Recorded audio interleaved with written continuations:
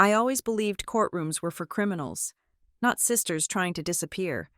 But as the bailiff read the list of items my brother claimed I stole, the heir left the room. He didn't just demand our mother's jewelry. He wanted my toaster, my books, even a cracked blue bowl. I looked at Graham, pristine in his $3,000 suit, and realized the truth. He didn't want the objects. He just wanted to ensure I had absolutely nothing. The silence in my apartment was not an absence of noise. It was a structure. It was something I had built, brick by invisible brick. Over the 18 months since I left my marriage and moved to Glen Haven, I liked my life small. I liked that my coffee cup sat exactly where I left it on the coaster. I liked that the rent for this second-floor walk-up in Massachusetts was paid on the first of the month, every month, with money I earned filing medical claims at a job that required no emotional labor. I was 33 years old, and I was tired of drama. My brother, Graham, thrived on it, but Graham was not here. Graham was 2 hours away in Boston, living in a world of high-rise glass and aggressive venture capital, a world I had politely excused myself from years ago. Here in Glen Haven, nobody knew I was a Hollis by blood. I was just Nora Rodriguez. I kept my married name because it felt like a shield. It was distinct from the family that raised me, and distinct from the husband who had not loved me enough to stay. It was just me. Then the phone rang on a Tuesday evening. It was a nurse from the hospital in Riverton. My mother, Elaine, had collapsed at the grocery store. A massive stroke. By the time I put my shoes on, she was gone. The grief did not hit me like a wave. It felt more like a sudden drop in cabin pressure. My ears popped. The air felt thin. Elaine Rodriguez had been a complicated woman. In our small apartment when I was a child, after she divorced Graham's father and before she met mine, she had been warm, tactile, and funny. She would dance in the kitchen to old radio songs, but as I grew older, and as Graham became successful, she changed. In public, she became performative. She would critique my hair, my job, my lack of ambition, always with a smile that suggested she was only trying to help me reach my potential. She wanted to be the mother of a dynasty, and I was the child who just wanted to read paperbacks and drink tea. I drove to Riverton in a daze. I handled the arrangements because Graham was in Tokyo on business and could not be disturbed until his flight landed. I picked the casket. I chose the flowers lilies, because she felt roses were cliché. I signed the paperwork with a shaking hand. When Graham finally arrived for the funeral 3 days later, he did not look like a man who had just flown halfway around the world. He looked like he had been pressed and steamed in a hermetic chamber. He wore a suit that likely cost more than my car. Charcoal gray, tailored to within an inch of its life. I was standing by the entrance of the funeral home, trying to make myself invisible against the beige wallpaper. When he swept in, he didn't come to me first. He went straight to the guest book, signing it with a flourish, then turned to the room at large. "Nora," he said, his voice a rich baritone that commanded the space. He walked over and pulled me into a hug that felt more like a wrestling hold. It was for the audience. I could feel the tension in his shoulders, the rigidity of his ribcage against mine. He smelled of expensive sandalwood and something metallic. "You look tired," he said, pulling back to inspect me.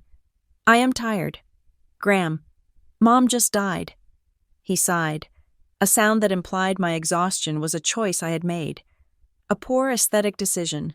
"It is a tragedy," he said. "A complete tragedy. But we have to be strong for the people who looked up to her. Elaine was a pillar." He turned away before I could answer, greeting a distant cousin with a two-handed handshake and a sorrowful nod. I watched him work the room. He was 45, 12 years my senior. The son of Elaine's first marriage to a wealthy architect.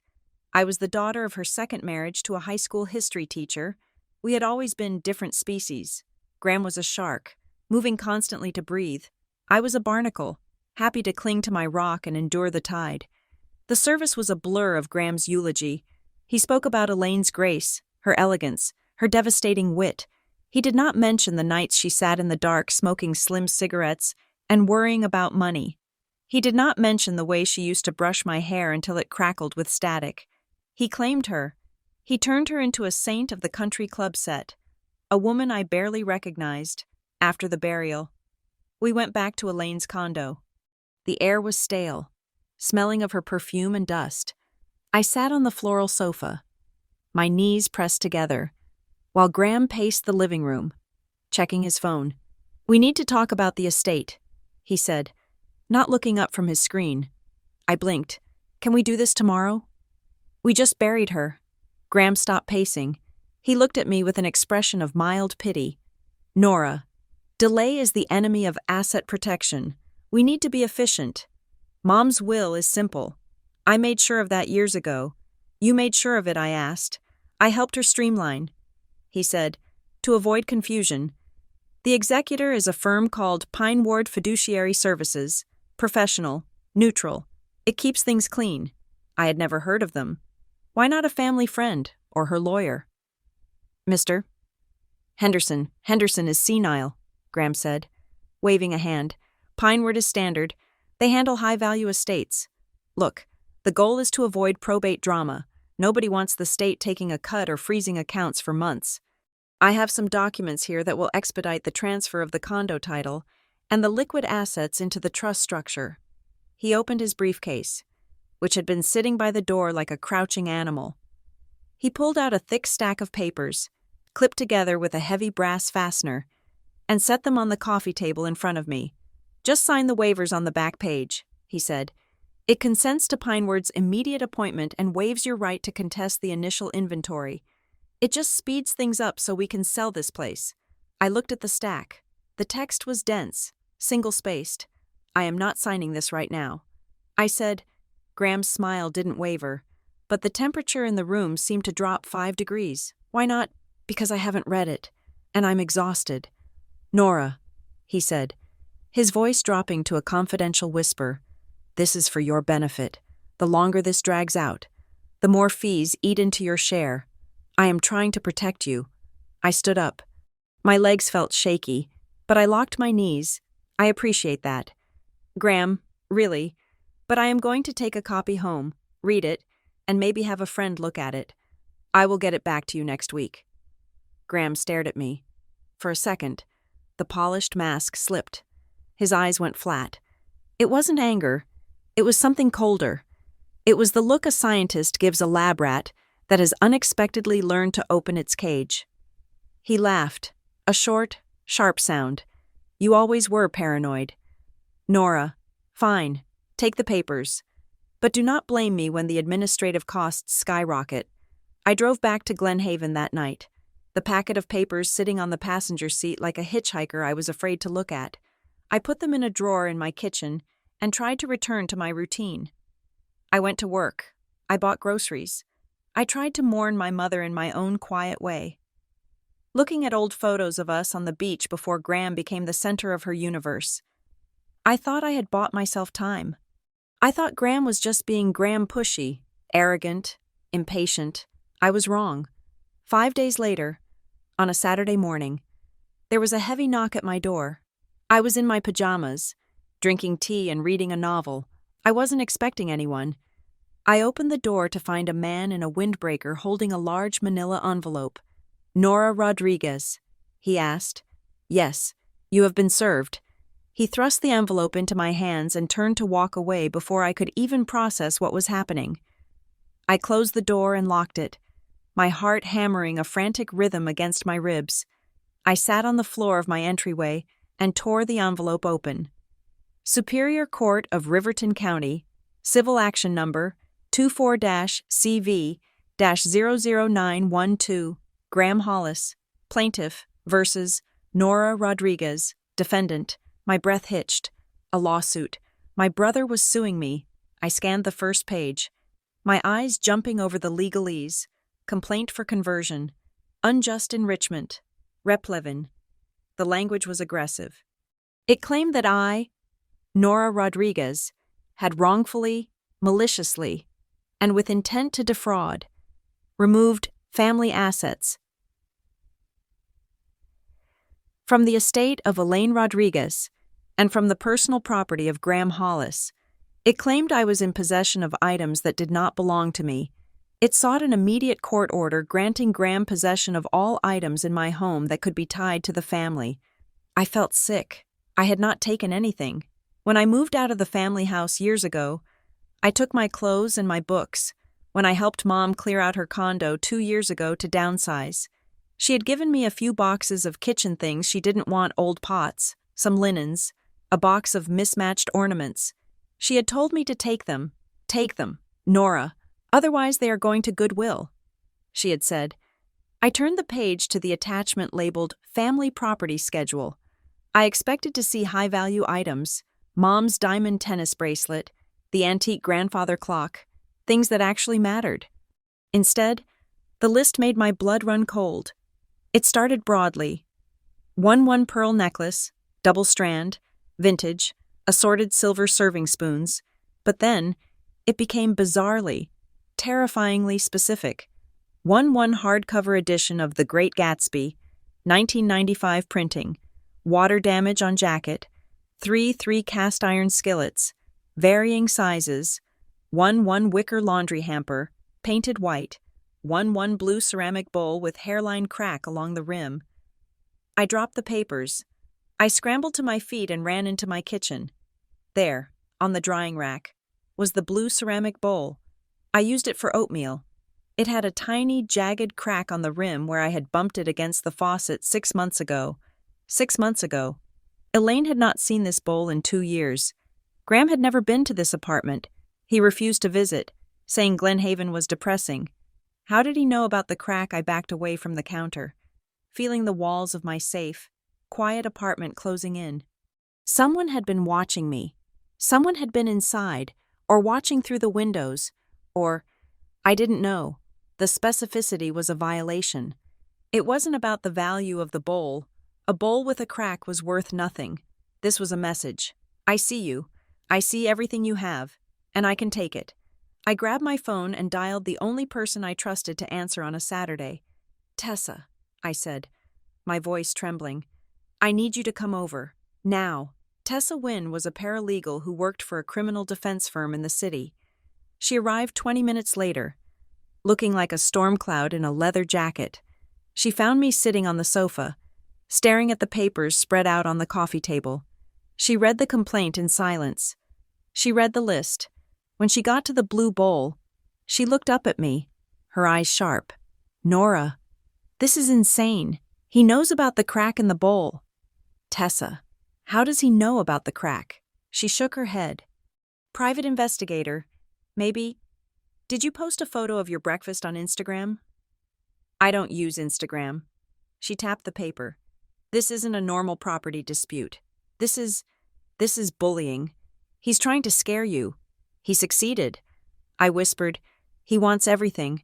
Look at the prayer for relief. He wants a court order to enter my home and seize all disputed assets. Since the list includes things like kitchenware and books, he could basically empty my apartment. Tessa slammed the papers down. No, absolutely not. You need a lawyer, a real one, not the corporate guys my boss plays golf with.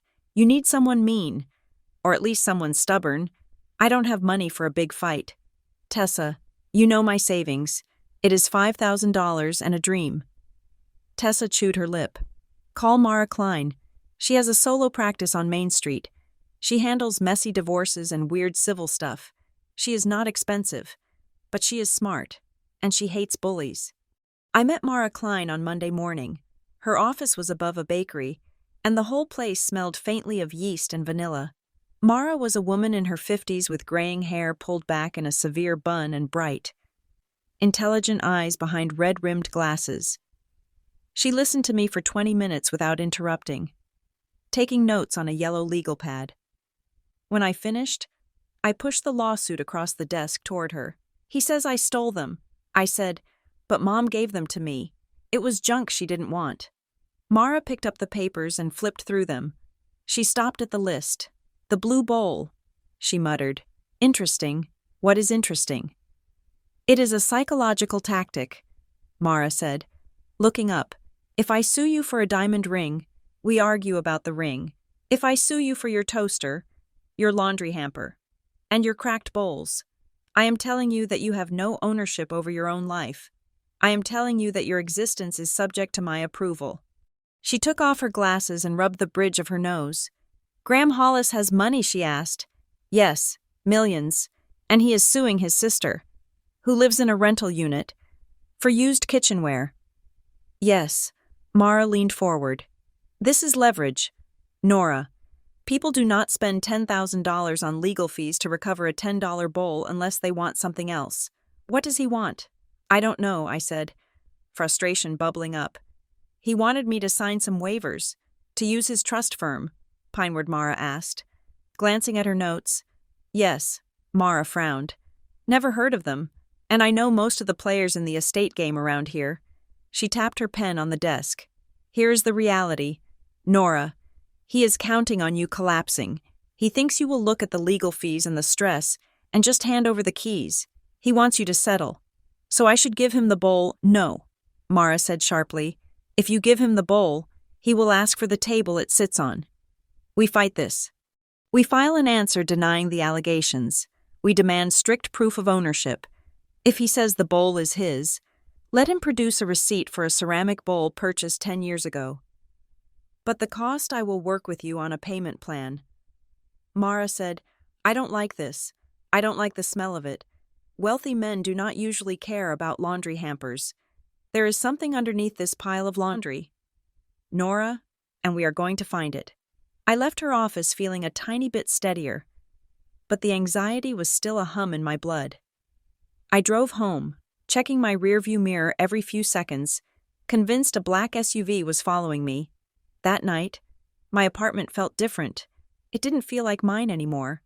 I looked at the bookshelf, The Great Gatsby. I walked over and pulled it off the shelf. It was my copy from college. I bought it at a used bookstore in Amherst. I remembered buying it. I remembered the smell of the shop. But as I held it, a worm of doubt twisted in my gut. Did I buy it? Or was this the copy from the family library? Did I accidentally pack it when I moved out? I looked at the cast iron skillet on the stove. I remembered Mom handing it to me. "Take this heavy thing. Nora, I can't lift it anymore." But was Graham there? Did he hear her if I went to court? It would be his word against mine. He was Graham Hollis, the successful investor. I was Nora, the divorced receptionist. Who would a judge believe? He was gaslighting me via legal summons. I was starting to question my own memory of my own life. I couldn't sleep. At 2 a.m, I got up and paced the small living room. I needed to know what I had. I needed to inventory my own existence before he did. I went to the closet in the hallway. I had a few boxes shoved in the back, things I hadn't unpacked since the divorce. Mostly sentimental clutter I couldn't bear to look at, but couldn't throw away. I pulled out a heavy plastic bin, the lid taped shut with silver duct tape. I stared at it. I remembered packing this. It was the last box I took from Mom's condo the day we cleared out the junk. I had just thrown things in there, old yearbooks, some of her scarves, papers I intended to sort later. I ripped the tape off. The sound was loud in the quiet apartment. I opened the lid. The smell of cedar and old paper wafted up. I started sifting through it. A photo album from 1998. A scarf I gave Mom for her 50th birthday. A stack of greeting cards. And then, at the bottom, something I did not recognize. It was a thick manila envelope. It was sealed. On the front, in my mother's jagged, distinctive handwriting. The handwriting she used when her arthritis was bad were the words, "For Nora, do not trust paperwork." I froze. I sat on the floor, the plastic bin digging into my legs, and stared at the writing, "Do not trust paperwork." My mother had been a woman who trusted nothing but paperwork. She kept receipts for gum. She filed her taxes in February. She believed in the sanctity of the written record. I picked up the envelope. It was heavy. It felt dense, like it was packed with more than just letters. My heart was racing again, but not from fear this time. It was adrenaline. Graham said the will was simple. Graham said the trust was standard. Graham said I was stealing family assets. But here was Elaine, speaking from the bottom of a plastic bin I had ignored for 2 years. I ran my thumb under the flap of the envelope and tore it open. I pulled out the contents. There was a letter, handwritten on her personalized stationery, and behind it, a photocopy of a document that looked official, dense with legal paragraphs. I unfolded the letter first. Nora, if you are reading this, I am gone. And if I am gone, Graham has likely already told you that everything is under control. He has likely told you to sign things. He has likely told you that I wanted it this way. I am a coward. Nora, you know this. I love peace more than I love truth. I let Graham build the world he wanted because it was easier than fighting him. He is relentless. You know that too. But there are things that are not his. There are things that do not belong to the family, and they certainly do not belong to the trust. He thinks he has cleaned it all up. He thinks he has buried the history. Do not sign the waivers. Do not let him into your house. And for God's sake, do not let him find the list. I am sorry I was not stronger. I am sorry I made you feel small so he could feel big. Mom. I read the letter twice. My hands were shaking so hard the paper rattled. Do not let him find the list. What list? The list in the lawsuit. The list of cracked bowls and hampers. I looked at the second document in the envelope. It was a photocopy of a summary of trust provisions for something called the Hollis Rodriguez Family Irrevocable Trust. I scanned the page. It looked like standard legal boilerplate until I hit a paragraph halfway down the page. Circled in red ink by my mother. Clause 14B distributions to beneficiaries may be withheld, suspended, or revoked in the event of conduct prejudicial to the family reputation, or possession of unauthorized materials as defined in Schedule B. Schedule B. I looked at the lawsuit papers on the coffee table. Graham's list was attached as Exhibit A. I looked back at the trust document. I didn't understand the legal mechanics yet. I didn't know what unauthorized materials were, but I knew one thing. Graham wasn't suing me for a toaster. He wasn't suing me because he was petty. He was suing me because he was terrified. He was looking for something. He thought I had it. He thought I had the list, or the unauthorized materials, and because he didn't know exactly where it was, he was trying to seize everything I owned to make sure he got it. I looked at the blue ceramic bowl on the drying rack again. The fear that had been gripping me for days began to shift. It curdled into something hotter, sharper. He had underestimated me. He thought I was just the quiet, divorced sister who would fold at the first sign of conflict. He thought I would cry and sign the papers. I put the letter back in the envelope. I put the envelope back in the bin and shoved it deep under a pile of sweaters in my closet. I went to the kitchen and made a fresh pot of coffee. Even though it was 3 a.m., I wasn't going to sleep. I was going to make my own list. If Graham wanted a war over my possessions, he was going to get one. But he wasn't going to be fighting the scared sister he remembered.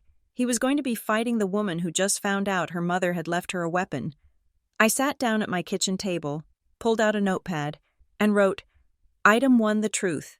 Then I waited for the sun to come up. The sun came up over Glen Haven, gray and unwilling, casting a pale light over my kitchen table where the fragments of my mother's secrets lay scattered. I had spent the hours before dawn staring at the 2 documents I had pulled from the manila envelope. My eyes felt gritty, as if I had been crying. Though I had not shed a tear since finding the package, the first item was the letter. It was written on Elaine's personal stationery, the heavy cream kind with her initials embossed at the top. It was dated 6 months ago. Nora. It began, I have spent a lifetime trying to balance scales that were broken before you were born. I know you think I favored Graham. I know you think I chose his success over your happiness. Perhaps I did, but I did it because I was afraid of what would happen if the boat rocked. Graham is a force of nature, but nature can be destructive. If you are reading this, the peace I tried to buy has failed. I have hidden things. Not to keep them from you, but to keep them safe. There is a trust. He will tell you it does not exist, or that it is for tax purposes. Do not believe him. He needs control like he needs oxygen. If he feels his grip slipping, he will lash out. He will make you feel selfish for keeping what keeps you alive. Forgive me for not being the mother who fought for you in the daylight. I hope I can be the mother who protects you in the dark." It was vintage Elaine. She managed to apologize without actually using the words, "I am sorry." She framed her neglect as a strategy, her weakness as a burden she bore for the greater good. Even from the grave, she was managing the narrative. But it was the second document that made my stomach turn. It was a photocopy of a summary page for something called the Hollis Rodriguez Family Irrevocable Trust. I had never heard that name. Growing up, everything was Hollis. The Hollis estate, the Hollis investments. My last name, Rodriguez, was usually treated like a clerical error that Graham was too polite to mention. To see it hyphenated there, on legal paper, carrying equal weight, was jarring. I took the papers to Mara Klein's office at 9 o'clock that morning. Mara looked like she had been awake as long as I had. She drank black coffee from a chipped mug and read the trust summary in silence. When she finished, she tapped a paragraph halfway down the page with her pen. "This is the teeth," she said. I leaned in to read the fine print. Clause 14B, distribution discretion. It read, "The trustee shall have the absolute discretion to withhold, suspend, or permanently revoke any distributions to a beneficiary in the event of conduct prejudicial to the family reputation, or possession of unauthorized materials as defined in Schedule B." That is standard. Right, I asked, hoping for a yes. Rich families always have clauses about not embarrassing the name. Mara shook her head slowly. "Standard is a clause that stops a drug addict from blowing their inheritance on heroin," she said. "Standard is a spendthrift clause. This is a weapon. Conduct prejudicial to family reputation is subjective. It means the trustee gets to decide what is embarrassing. If you dye your hair pink, is that prejudicial? If you talk to the press? If you sue the trustee?" She looked at me over the rim of her glasses. "And who is the trustee?" I looked at the header. "Pineward Fiduciary Services, a corporate trustee." Mara mused. "Usually, they are neutral. But this language about unauthorized materials, that is highly specific. It implies there are physical objects that, if you possess them, disinherit you." "Graham's lawsuit," I said. "He is suing me for possession of family assets." "Exactly," Mara said. "He is using the lawsuit to establish that you have unauthorized materials. If he gets a court judgment saying you took things you shouldn't have, he can trigger this clause and cut you out of the trust completely. But I don't care about the trust," I said. Throwing my hands up, "I never expected money from them. I just want him to leave me alone." Mara sat back. "That is why this is dangerous.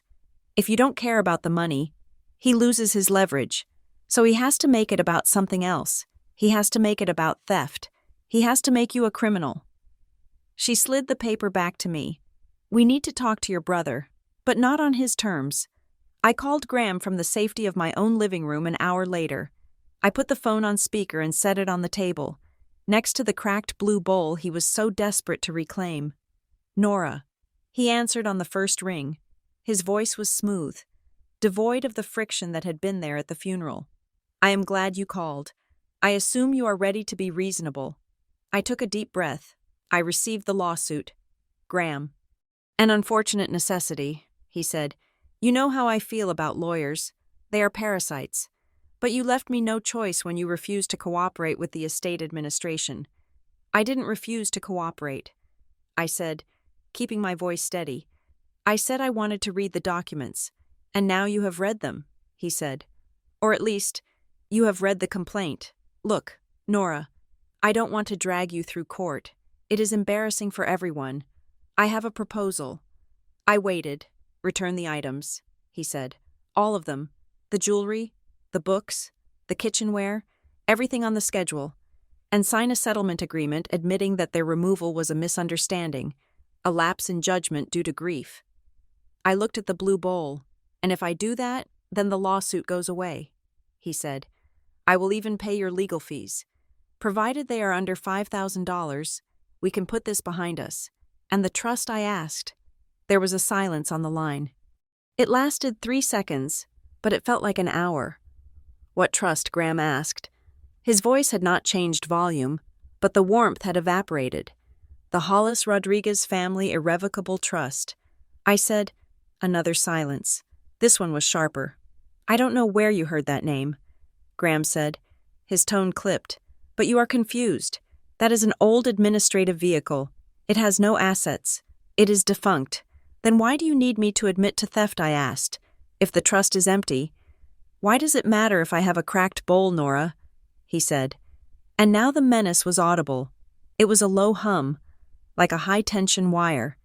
You are listening to bad advice. You are a receptionist living in a rental apartment. You do not have the resources to fight a litigation battle in Superior Court. I will bury you in paperwork. I will depose your friends. I will make your life a public record. Do not test me. I hung up. My hands were shaking, but my mind was clear. He lied. He lied about the trust. He lied about it being defunct. If it was empty, he wouldn't have hesitated. The pause gave him away. I called Mara back. He wants me to sign an admission of guilt. I told her, do not sign anything. Mara said, we are going on the offensive. Mara filed our response the next day. She denied every allegation of theft, and then she filed a request for production of documents. She demanded proof of ownership for every single item on Graham's list, if he claimed the blue bowl was his. We wanted to see the receipt. If he claimed the copy of The Great Gatsby was a family heirloom, we wanted to see the insurance rider listing it. It was a stalling tactic, but it bought us time. At home, I began my own investigation. I turned my apartment into a crime scene. I took photos of everything, the toaster, the rug, the lamp I bought at Target. I dug through old emails, looking for the receipt for the bookshelf I bought in 2018. I created a spreadsheet, item, origin, proof. As I went through Graham's list, the family property schedule attached to the lawsuit, I started to notice the gaps. He listed 3 antique crystal decanters. I didn't have any decanters. He listed 1 set of first edition Hemingway novels. I had paperbacks. He listed a silver vanity mirror, Art Deco style. I had never seen such a thing in my life. Why? Why sue me for things I didn't have? I sat on my floor, surrounded by piles of books, and realized the terrifying logic. If he sued me for things I did have, like the bowl, he could get a court order to recover them. But if he sued me for things I didn't have, and the court ordered me to return them, I couldn't. I would be in contempt of court. He could ask the judge for a warrant to search my home to locate the missing assets. He didn't want the decanters. He wanted a legal excuse to tear my apartment apart. He was looking for something specific, something he couldn't name in the lawsuit. So he was casting a net so wide it would catch the entire ocean. I felt exposed. The walls of my apartment felt paper thin. 2 days later, the war came to my job. I worked at Harborline Benefits Group, a medical billing administration firm in a business park on the edge of town. It was a gray carpeted world of cubicles and hushed phone calls. I liked it because it was boring. I liked it because nobody asked me about my family. It was 10 o'clock on a Thursday. I was processing a stack of ophthalmology claims when the reception door buzzed. A courier walked in. He wasn't the usual FedEx guy. He was dressed in dark tactical pants and a polo shirt with a generic security logo. He held a large red envelope. I am looking for the plan administrator, he announced. His voice carried over the low hum of the office. My boss, a nervous man named Mr. Henderson, no relation to the lawyer, stepped out of his office. Can I help you? Are you the legal custodian of records for this entity? The courier asked. Mr. Henderson blinked. I suppose so. I am the manager. You are served, the courier said. He slapped the red envelope onto the front desk. Litigation hold and third-party subpoena regarding the employment records and communications of Nora Rodriguez. The office went silent. Phones stopped ringing. Heads popped up over cubicle walls like prairie dogs. I froze in my chair. My face burned. The courier turned and looked directly at me. He didn't know who I was, but he knew he had an audience. Have a nice day, he said, and walked out. Mr. Henderson picked up the envelope as if it were radioactive. He looked at me across the room. His expression wasn't angry, but it was disappointed. It was the look of a man who suddenly realized his quiet employee brought chaos in her wake. "Nora," he said softly, "can we have a word?" I walked into his office, my legs feeling like lead. Is this criminal?" he asked, holding the envelope. "No," I said quickly. "No, it's civil. It's a family dispute. My brother. He is suing me over an estate issue." Mr. Henderson nodded slowly. He didn't believe me, or rather, he didn't care. "Nora, we handle sensitive patient data here. HIPAA compliance is our Bible. Having a litigation hold served on our servers, having subpoenas for your emails. It makes corporate nervous. I understand." I whispered, "I am not firing you," he said. "You are a good worker. But I need you to keep this contained. If lawyers start calling the main line, or if process servers show up again, we are going to have a problem." I went back to my desk. My coworkers were aggressively not looking at me. I could feel their curiosity radiating like heat. What did she do? Is she a thief? I went to the bathroom and locked myself in a stall. I pressed my forehead against the cold metal of the door and tried to breathe. Graham had done this on purpose. He could have mailed the subpoena. He could have sent it to Mara. He chose a private courier. He chose the middle of the morning. He wanted to shame me. He wanted to show me that nowhere was safe. My phone vibrated in my pocket. A text from Graham. "Let's end this.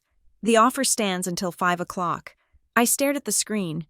It would be so easy. Just give him the bowl. Give him the books. Sign the paper. Apologize. I could keep my job. I could go back to being invisible. I called Mara from the bathroom. "I can't do this," I sobbed. "He is at my work. Everyone thinks I'm a criminal." "Nora, listen to me," Mara said. Her voice was hard, cutting through my panic. "That is the point. He is shaking the tree. If you sign that settlement, you admit to wrongful possession. Do you know what happens then? He uses that admission to fire you for cause from the trust. He uses it to sue you for damages. He uses it to destroy your credit.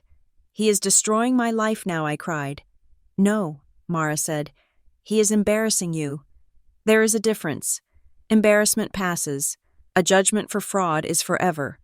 Read the prayer for relief in the lawsuit again. Nora, he isn't asking for the items back. He is asking for damages for conversion. He wants a legal ruling that you are a thief. You cannot give him that." I wiped my face with rough industrial toilet paper. "Okay," I said.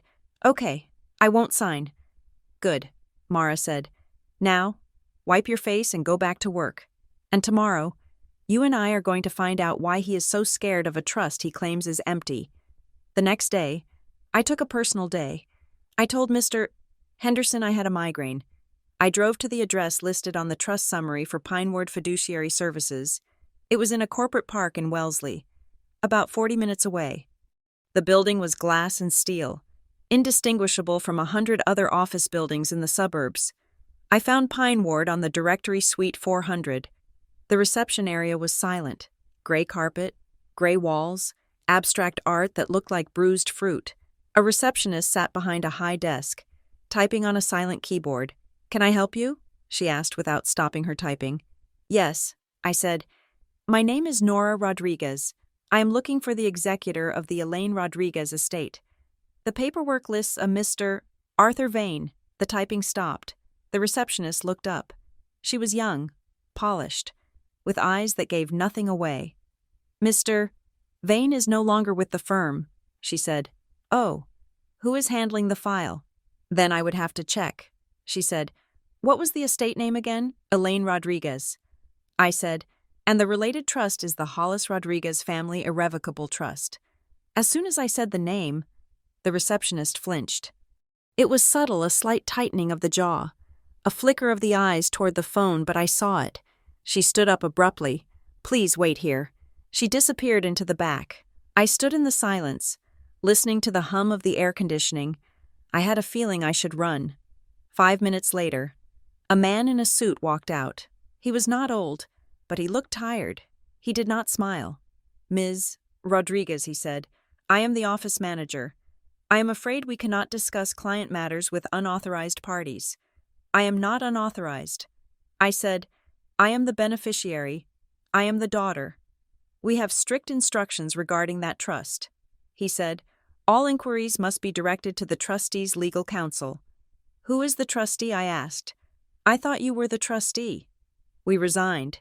He said, what, we resigned as trustee 3 weeks ago. Pineward no longer administers that vehicle. Now, please, I must ask you to leave. He ushered me out before I could ask another question. He practically pushed me into the elevator. I stood in the parking lot, the sun beating down on the asphalt. They resigned. 3 weeks ago, right after Mom died. Or maybe right before Graham had told me Pineward was handling everything. He lied. Pineward had washed their hands of it. Why would a professional fiduciary firm resign from a wealthy family trust only if it was toxic?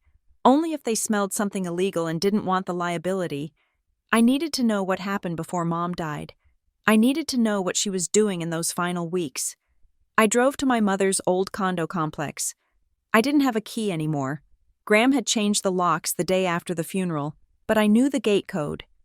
985, the year Graham was born. I parked in the visitor spot and walked to the unit next to my mother's. Mrs. Darlene Pike lived there. She was a woman who treated neighborhood gossip as a competitive sport. She answered the door in a floral tracksuit, holding a cat. Nora, she exclaimed. Oh, honey, you look terrible. Come in. Come in. She made me tea that tasted like lavender and dust. We sat in her living room, surrounded by porcelain figurines. I am so sorry about Elaine. Mrs. Pike said, it was such a shock. She looked so well just a few days before. Did you see her? I asked, before it happened. Oh. Yes. Mrs. Pike said. She was very busy, always running around. And the cleaning. My goodness. Cleaning, clearing things out. Mrs. Pike said. About a month ago, I saw the truck. A moving truck, I asked. Mrs. Pike nodded. A big one. She told me she was making donations. She said, Darlene, you can't take it with you, which is true. Of course, but she was moving a lot of boxes for a donation. Heavy ones. Did you see the company name? I asked. Was it a charity? Mrs. Pike frowned, searching her memory. No. It wasn't the Salvation Army. It was a funny name. Redwood. Redwood Hall and Store. Redwood Hall and Store. Graham hadn't mentioned a storage unit. The lawsuit listed items wrongfully removed by me. But if Mom had moved them herself, did Graham know? I asked. I don't think so, Mrs. Pike said, leaning in conspiratorially. He wasn't there. It was just Elaine and the movers. She looked determined. You know that look she got, like she was trying to solve a puzzle. I knew the look. I left Mrs. Pike's and drove home as the sun began to set. The pieces were starting to click together. But the picture they formed was nonsensical. Mom moving boxes in secret, a trust company resigning, Graham suing me for things that might be sitting in a storage unit somewhere. Why the secrecy? If she wanted to give things away, why not just do it? I got home and locked the door. I double-locked it. The litigation hold at work had made me paranoid. I felt like Graham had eyes inside my apartment. I looked at the keepsake box on my dresser. It was a wooden box Mom had given me for my 16th birthday. I kept my passport in it, and a few pieces of jewelry. I remembered something from my childhood. When Mom was married to Graham's father, she used to hide cash. She would tape a $50 bill under the bottom drawer of her dresser, just in case. Nora, she would say, always have a getaway fund. She had sent me the letter in the storage bin. She knew I would find it eventually, but maybe she left me something else. I picked up the keepsake box. It was heavy, made of oak. I turned it over. The bottom was lined with felt. I ran my fingers along the edge of the felt. Nothing. I pulled the drawer out completely. I turned the drawer upside down. There. Taped to the raw wood of the underside of the drawer with a strip of blue painter's tape was a key. It was a small brass key, the kind you use for a padlock or a secure door. There was a white paper tag attached to it with a piece of string. On the tag, in Elaine's handwriting, were 3 words. Unit 312. I held the key in my palm. The metal was cold. Unit 312. Redwood Hall and Store. The items Graham was suing me for: the books, the silver, the missing pieces of his inheritance. They weren't lost, and I hadn't stolen them. Mom had stolen them. She had hidden them, and she had left me the key. I looked at the lawsuit paperwork on the table. Graham was tearing the world apart to find this key. He was willing to destroy my reputation, my job, and my sanity to get it, which meant whatever was in Unit 312 wasn't just old furniture. It was leverage. I squeezed the key in my fist until the edges bit into my skin. Okay, Mom, I whispered to the empty room. Let's see what you hid. I called Tessa first thing in the morning. I have a key. I told her. You have a what? She mumbled, her voice thick with sleep. A key. To a storage unit. I think it's where Mom hid the things Graham is suing me for. I picked her up 20 minutes later. Tessa looked ready for a heist. She wore sunglasses and a hoodie, and she carried a clipboard she had stolen from her office because she said clipboards made people look official. We drove out to Redwood Hall and Store. It was located in an industrial dead zone between Glen Haven and the highway, a sprawling complex of orange metal doors and corrugated steel roofing surrounded by a chain-link fence topped with razor wire. It looked less like a storage facility for household goods and more like a prison for furniture. We walked into the front office. The air smelled of stale coffee and floor wax. A man named Len, according to the embroidery on his shirt, sat behind the counter, reading a fishing magazine. Can I help you, ladies? He asked. Not looking up. I'm looking for Unit 312. I said, I have the key. Len finally looked up. He squinted at me. You have the key? That's nice. But do you have the access code for the gate? And is your name on the rental agreement? My mother's name is on the agreement. I lied. Elaine Rodriguez. She passed away recently. I'm handling her affairs. Len sighed. The heavy sigh of a man who dealt with grieving relatives and unpaid bills every day. He tapped a few keys on his computer. Unit 312. Unit 312. He frowned. I don't have an Elaine Rodriguez on this unit. My stomach dropped. Are you sure I have the key right here? I'm sure, Len said. Unit 312 is leased to a corporate account. Hollis Community Outreach. I froze. Hollis Community Outreach was Graham's pet charity. It was the organization he used to funnel money into tax-deductible projects inner-city gardens. Scholarship funds for underprivileged violinists. He talked about it constantly in interviews. Giving back is the rent we pay for our success. He would say, why was Graham's charity paying for a storage unit my mother had the key to? Is there a user list? Tessa asked, leaning over the counter with her clipboard. Authorized access personnel. Len turned the monitor away. I can't give you that info. Privacy policy. If you aren't on the list, you aren't getting in. Please. I said, I just need to check if her personal items are in there. She left me this key. Len shook his head. Look, miss, I'm sorry for your loss, but unless you have a court order or a letter from the account holder, which is Hollis Community Outreach, I can't help you. I looked around the office, desperate. My eyes landed on a shelf behind Len's head where a row of old clipboards hung on hooks. They were sign-in logs, dusty and yellowed. On the spine of one of the binders on the shelf, I saw it. It was a label, written in black marker on white tape. Unit 300 to 350 log. And right below the printed number, someone had written a note in blue pen gate code reset. Check with ERR. The E had a distinctive loop at the top. The R had a sharp, aggressive kick at the end. It was my mother's handwriting.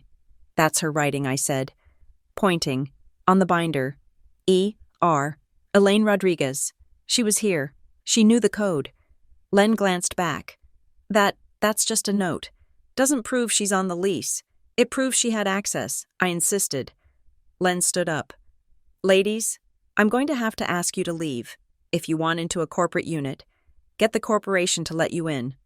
We walked back to the car in silence. As soon as the doors closed, Tessa ripped off her sunglasses. Okay, she said, This is weird. Why is Graham's charity paying for your mom's secret storage unit tax evasion? I suggested. Maybe, Tessa said. Or maybe he didn't know. Maybe the charity pays the bills automatically, and your mom was just using the space we need to get inside. I said, "Call Mara," Tessa said. "Tell her we found where the bodies are buried." I met Mara an hour later at her office, when I told her about the unit and the charity name. Her eyebrows shot up so high they disappeared behind her bangs. "Hollis Community Outreach," she repeated. "That is unexpected." Why, I asked. Because if Graham is suing you for family assets, and those assets are sitting in a unit paid for by his own charity, then he is suing you for property he technically already controls, or property he should control. She stood up and paced the small office. "This changes the narrative. Nora, if we can prove the items on his lawsuit list are inside that unit, we prove that you don't have them, which means the lawsuit is frivolous. It means he is abusing the court system to harass you." "Can we get a warrant?" I asked. "Not a warrant," Mara said. "This is civil court. But we can get an order for inspection. I will file an emergency motion. I will argue that since the plaintiff has provided a specific list of items, and we have evidence those items may be in a third-party facility accessible to the decedent, we need to verify their location to preserve the estate assets." She sat down at her computer and started typing furiously. "It will take a few days," she said. "Judges don't like emergency motions unless something is on fire, but Graham's lawyer will fight it. And if they fight it too hard, the judge will get curious." Mara was right. Graham's lawyer, a man named Sterling who wore bow ties and spoke in paragraphs, filed an objection within hours. He argued that the storage unit was proprietary charitable property and that allowing me access would compromise sensitive donor data. It was a stupid argument. You don't keep donor data in a storage unit off the highway. You keep it on a server. The judge, a no-nonsense woman named Judge Halloway, saw right through it. She granted a limited inspection order. I was allowed to enter Unit 312 for 1 hour, accompanied by counsel, solely for the purpose of photographing the contents to compare against the lawsuit inventory. I was not allowed to remove anything. We met at Redwood Hall and Store 3 days later. It was raining. Graham didn't come, which was a relief. But Sterling was there, looking unhappy in a trench coat. He stood by the door of the unit with his arms crossed while Len, looking terrified. "Cut the padlock. I had the key Mom left me." But Sterling insisted on the bolt cutters. "Chain of custody," he muttered. The door rolled up with a screech of metal on metal. I expected chaos. I expected piles of old furniture, bags of clothes, maybe some dusty boxes. What I saw looked like the back room of a museum. The unit was climate-controlled. The air was cool and dry. Metal shelving units lined the walls, bolted to the floor. On the shelves sat dozens of identical gray archival boxes, each one labeled with a precise alphanumeric code, B-104-CER, a -099-TXT, C212MET. There were no stray lamps, no bags of old sweaters, just rows and rows of gray boxes. "This isn't Mom," I whispered to Mara. Mom was chaotic. She shoved things in bags. "She didn't do this. We have 60 minutes. Sterling barked from the doorway. "No touching. Just photos." I walked down the narrow aisle between the shelves. I felt like an intruder.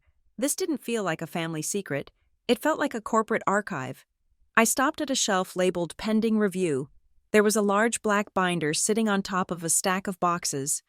The spine read, Schedule B Private Holdings, Schedule B, the same name referenced in the trust summary, unauthorized materials, as defined in Schedule B.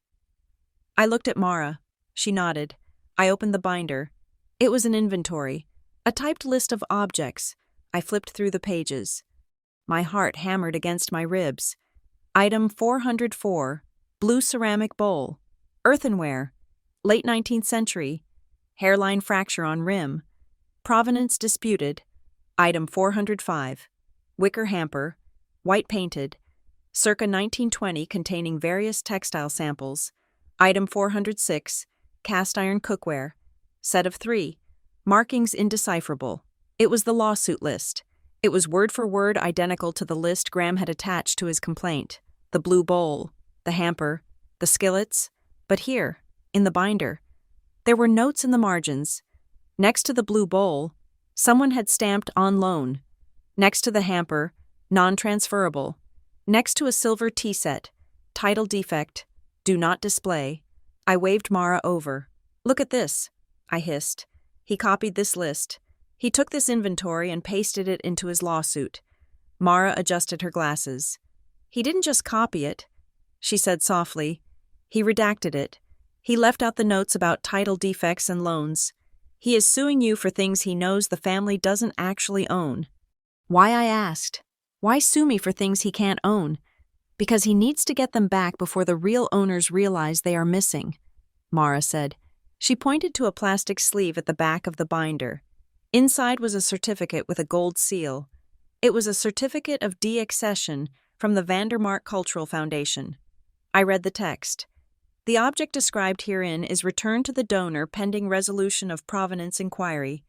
Date November 12, 2018. Vandermark Cultural Foundation. I had never heard of them, but the implication was clear. At least one object in this room had been donated to a museum or a foundation, and then returned because there was a problem with the title. A provenance inquiry meant they weren't sure the donor actually had the right to give it away. I looked around the room, the gray boxes, the archival codes. This wasn't just about hoarding. This was a collection of things that perhaps should not have been collected. 5 minutes. Sterling yelled. I moved to the back of the unit. I needed to find something that felt like her. Something that proved Elaine Rodriguez had been here. Not just the ghost of the Hollis family ambition. On the bottom shelf, tucked behind a box labeled L-001-MISC, I found a shoebox. It was an old Reebok box, taped shut with Scotch tape that had turned yellow. It had no archival code, just a Sharpie scrawl on the lid, Recipes Kitchen. I opened it. Inside were photographs, dozens of them. They were Polaroids and 4x4 prints from the 80s and 90s. They were all taken in kitchens. Our old kitchen, the kitchen in the big house Graham's father owned, the kitchen in the condo. They weren't pictures of people. They were pictures of things. A close-up of a vase on the counter, a shot of a painting hanging by the fridge, a picture of the blue bowl sitting on a table. And under the photos was a metal recipe tin, the kind with a hinged lid. I opened the tin. It was full of index cards, chicken cacciatore, lemon bars, Aunt May's pot roast. I flipped through them, tears stinging my eyes. This was real. This was the mom who cooked. This was the normal part of her life that I missed. Then I hit a card that wasn't a recipe. It was a card labeled map. It wasn't a map of a city. It was a hand-drawn diagram. It looked like a floor plan of a house, but the rooms were labeled with dates and initials. 1998, G.H., office, 2001, basement safe, 2015, storage, 312, and on the back of the card, a list of addresses written in shorthand: Vandermark, Riverton Hist, Sauk, Boston Auth. Time is up, Sterling shouted. Step away from the boxes. I shoved the recipe tin back into the Reebok box. But I palmed the map card. I slid it into my sleeve. It was a reflex. I didn't think. I just acted. I put the shoebox back on the shelf. We walked out into the rain. Len locked the unit. Sterling looked at us with disdain. Satisfied, he asked. No assets of the defendant found. Just charitable property. Mara smiled a smile that didn't reach her eyes. Actually, Mr. Sterling, I think we found exactly what we needed. We drove back to Mara's office. I pulled the index card out of my sleeve and laid it on her desk. I took this. I said, I know I wasn't supposed to remove anything, but look. Mara looked at the card. She looked at the addresses. You shouldn't have taken it, she said sternly. If they find out, you are in contempt, but, since we have it, she tapped the word Vandermark. Nora, your brother isn't just a bully, he is a fence. Or at least, he is sitting on a pile of goods with bad title. Provenance inquiry means someone thinks the items were stolen. Not by you, by the family, by Mom, I asked, my voice trembling. Maybe, Mara said, or maybe by Graham's father, and your mother was the one trying to hide them, or return them, or, I don't know. But the lawsuit list being identical to that binder list is the smoking gun. He isn't suing you for your property. He is suing you to get a court order that validates his ownership of that list. If a judge says, return these items to Graham, then Graham has a legal paper saying they are his. He cleans the title through the lawsuit against you. My head spun. He was using me to launder the reputation of stolen goods. That is a theory, Mara said. A strong one, but we need to be careful. We cannot accuse him of a crime in open court without hard proof. Defamation laws are strict. If we are wrong, he will sue us for libel and win. So what do? We focus on the overreach, Mara said. We argue that the list is clearly not household goods. We argue that the items are identified in a third-party binder as on loan or non-transferable. We ask the court to dismiss the case because the plaintiff cannot prove he owns the items he is suing for. And I am going to make a phone call. I said, to whom? To the Vandermark Cultural Foundation. Be careful, Mara warned. Do not give them your name. Do not tell them about the storage unit yet. Just ask a hypothetical. I called the foundation from a burner app on my phone that night. It was a prestigious arts organization based in New York. I got a voicemail for the legal department. I left a message. Hello? I am calling regarding a certificate of deaccession dated November 12, 2018. It references a provenance inquiry. I have information about the location of items that may be related to this inquiry. Please call me back. I didn't sleep. I lay in bed, staring at the ceiling. The map card sat on my nightstand. 1998. G.H. Office.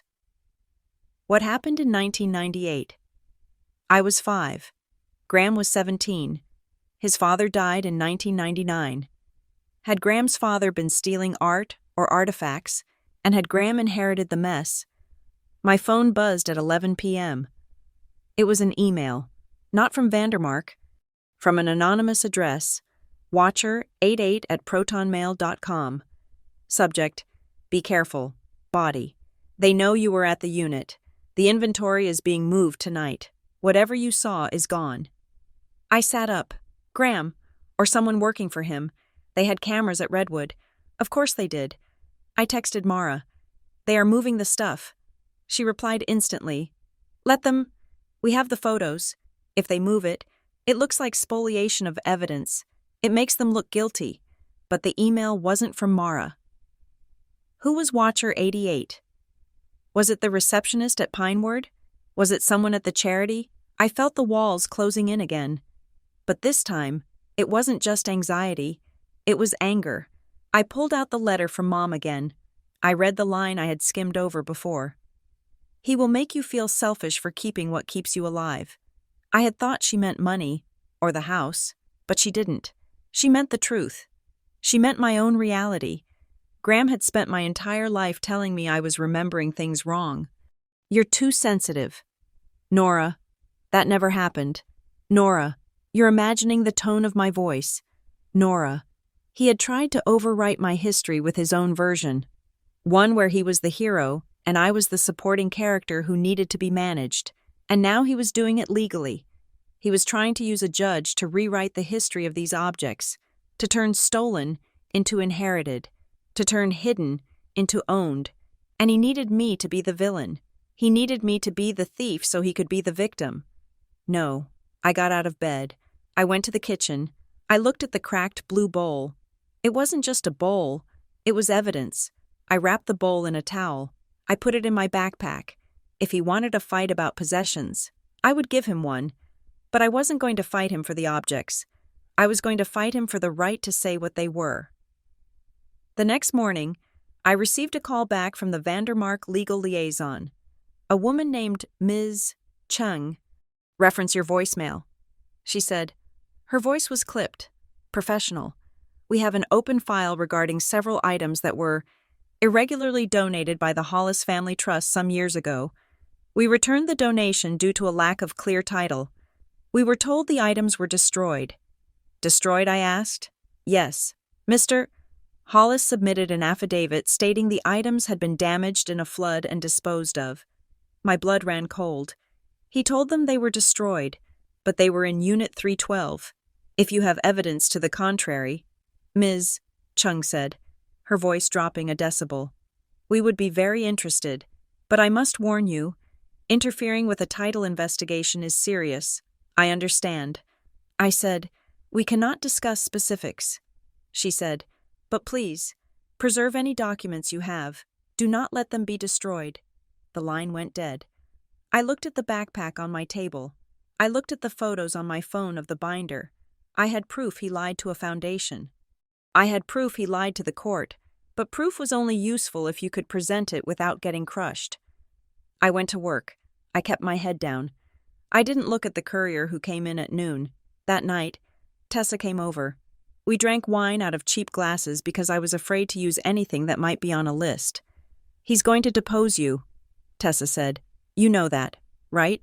He's going to sit you in a room and grill you for 8 hours. I know. Can you handle it?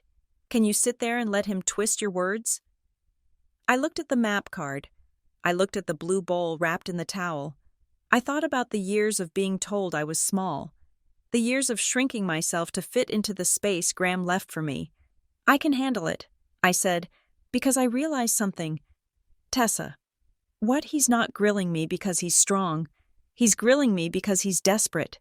He built a castle on quicksand, and I'm the only one who knows where the sinkhole is. Tessa clinked her glass against mine. Then let's hope he brought his floaties. I smiled. It was a grim smile, but it was real. The depositions were scheduled for next week. Part 4 was beginning, and for the first time in my life, I wasn't waiting for Graham to speak first. The conference room in the law firm of Sterling. Holt and Vance smelled of lemon polish and intimidation. It was a corner office in downtown Riverton, with floor-to-ceiling windows that looked out over the gray water of the river.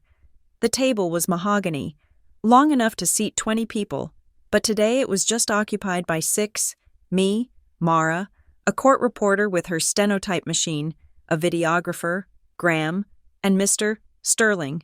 This was the deposition.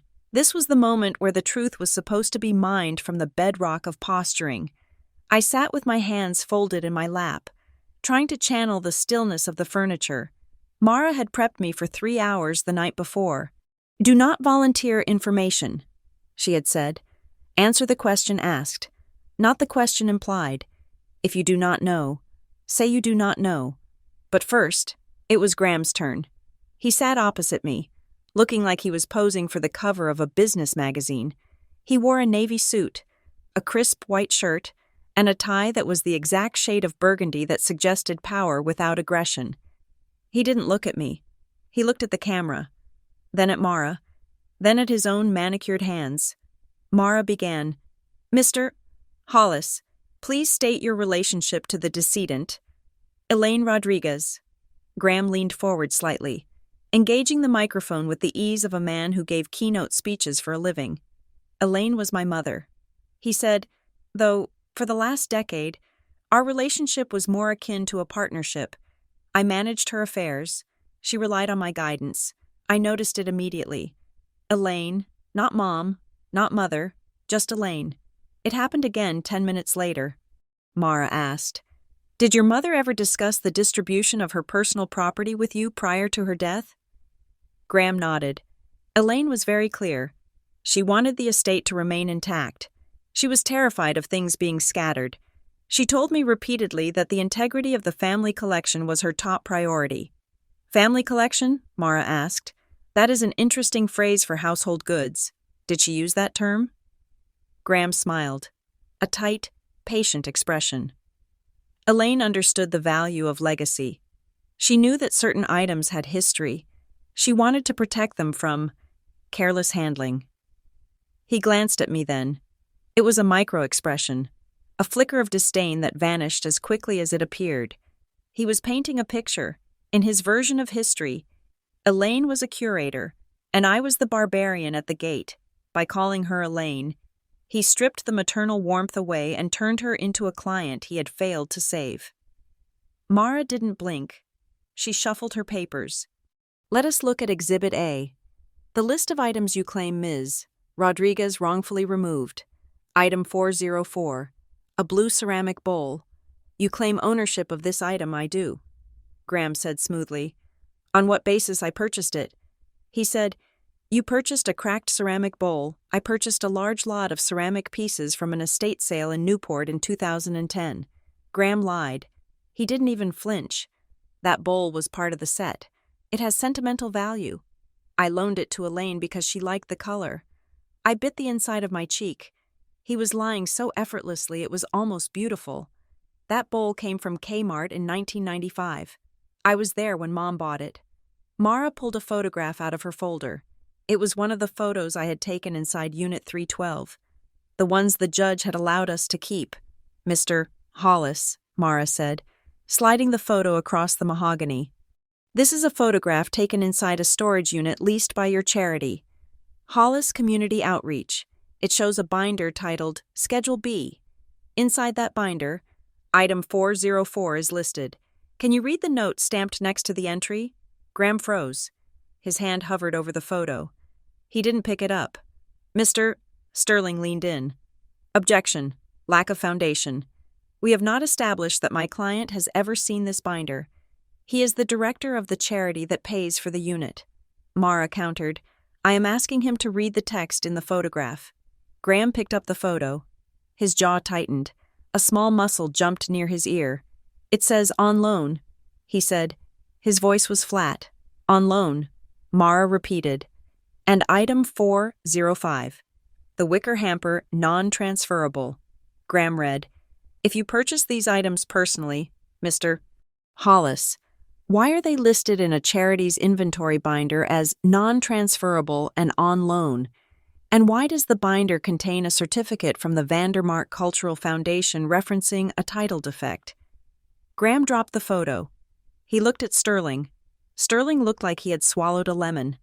I cannot speak to the administrative labeling of a storage facility I do not personally manage. Graham said his charm was cracking. The warmth was gone, replaced by a cold, robotic precision. My assistant handles the logistics.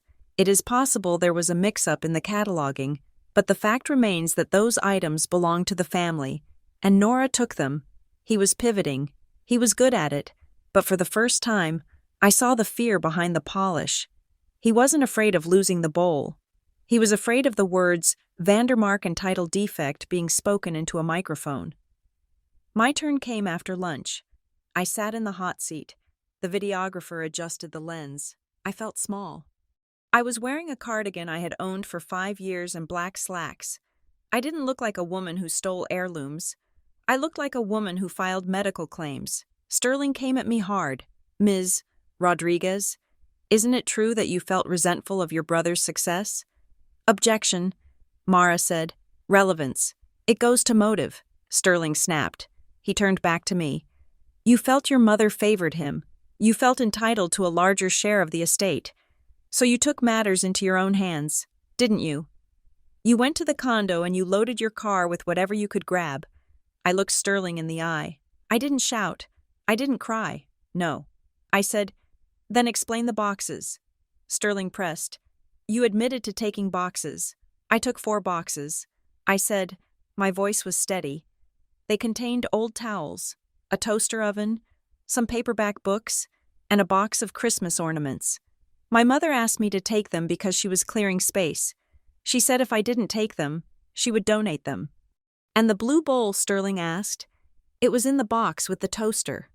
I said, I use it for oatmeal. It has a crack in it. It is not an antique. It is a bowl. Sterling paused. He was trying to make me sound defensive, but my boredom was ruining his narrative. He wanted a dramatic, hysterical sister. He got a tired bureaucrat. Did you know about the storage unit? Sterling asked. No.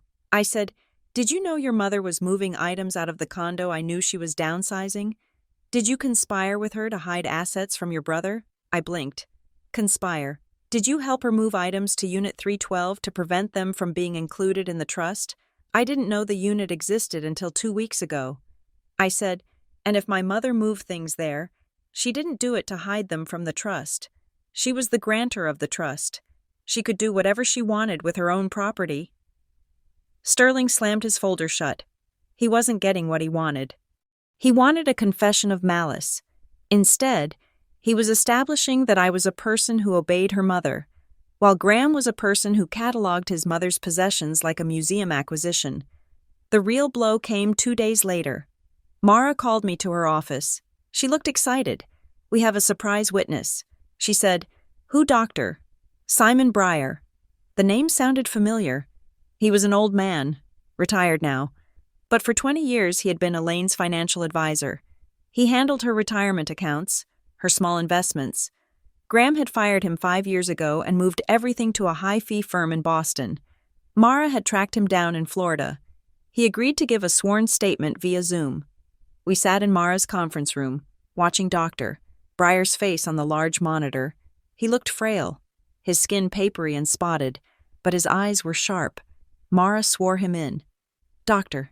Breyer," she asked, "did you have conversations with Elaine Rodriguez regarding her estate planning in the years prior to your termination?" "I did," Breyer said. His voice was raspy. "Elaine was a worrier. She called me often. Did she ever express concern about her son?" Graham Hollis Breyer hesitated. He looked off camera, as if checking for a ghost. "Yes," he said finally. "She was afraid of him." "Afraid physically?" Mara asked. "No, not like that. She was afraid of his appetite. He wanted to control everything, the accounts, the house, the paperwork.